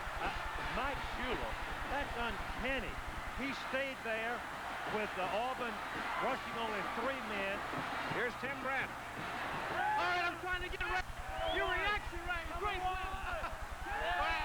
hey, these are a great group of kids. I tell you what, I love every one of them like they were my own. To come back twice after being down late in the 4th quarter. Well, that's what these guys have done all year. Congratulations. Great win, Ray. Thank you very much. All right, Keith. My gosh, what a finish. That's the most fabulous 4th quarter I've ever seen in my life. I don't ever remember such a fantastic finish. What's that part that we do? The fantastic finish? That was it. Mike Shula. Well, I said earlier that the reason they call this the Iron Bowl is there's caused so much scrap iron left when it's over, and boy, there will be a ton of it today. Watch Tippett. He nailed that thing with every fiber of muscle and energy in his body, and he just squatted there and waited. And it went over with plenty to spare. He had plenty of leg on it into that breeze. Oh, But what a bitter disappointment for Auburn when it appeared they had it won. The big play was that play to the sideline over there, where they set up a 4th and 4, and then they run that reverse that got the first down, and Pat Washington just about died when that ball went through the uprights. Couldn't believe it. I don't believe it yet. I don't believe he moved the ball. How far? 80 yards in less than a minute. Same thing he did against Georgia early in the season. Here's Tim again. With Van Tiffin this time, Keith. Now, you missed one earlier, but you had the distance. What was going through your mind as you came out for this one? Well, I knew the wind was in my face on this one. But I hit my last one good enough, you know, that the wind wasn't affected, so I just tried to hit this one the same as I did the last one. And I was real lucky it didn't get blocked. Right there, they snapped the ball, and I hesitated. And I saw Kevin Porter drive down right at my feet, and I kicked the ball. Did you know it was good as soon as it left? Yes. Well, I looked up, and then I knew it was good. And the broken hand's all right? Pardon? The broken hand's all right? Oh, yeah. Keep it now. It doesn't affect the kicking either, Keith. Thanks, man. Well, Red Bay, Alabama, when he comes home for Christmas, you can give him a punch. Let's look at Richardson going all the way across. Mike Shula had all the time in the world. That's it. The key right there. All the time in the world. Auburn was rushing 3 men. They doubled each of the receivers. Richardson comes all the way across. The key here is to get out of bounds. Right there. Bivens, number 6, is trying to prevent him from getting out of bounds. Alabama had no more timeout. They couldn't have gotten it all. Nope. He went 19 yards and got it out of bounds, and then Van Tiffen, the coup de grace. 52-yarder, 25-23 tie. The good life in America means reaching for... Down all the rest of the news for you with Jim Lampley in just a moment. Keith Jackson, Frank Boyles, and Tim Brandt, goodbye from Legion Field in Birmingham. Executive producer of ABC Sports, Moon Arledge. Coverage of today's game produced by Chuck Howard and directed by Andy Sedaris. Way to go, Andrew. Technical director Jeff Suarez. Our associate director Robbie Collins. Our spotter Todd Barris. Statistician Dave Burnson. This ABC Sports Exclusive has been brought to you by Radio Shack, your Christmas electronics store. By the U.S. Armed Forces, it's a great place to start. And by Hayes Microcomputer Products, a leader in computer communications. Say yes to the future with Hayes. Once again, your final score. Alabama 25, Auburn 23. They don't get any better than this one. Stay tuned for updated highlights and scores of today's football action on College Football Scoreboard. Travel arrangements made through and promotional fee paid by United Airlines. United flies more people to Hawaii than any other airline. Nobody knows Hawaii like United.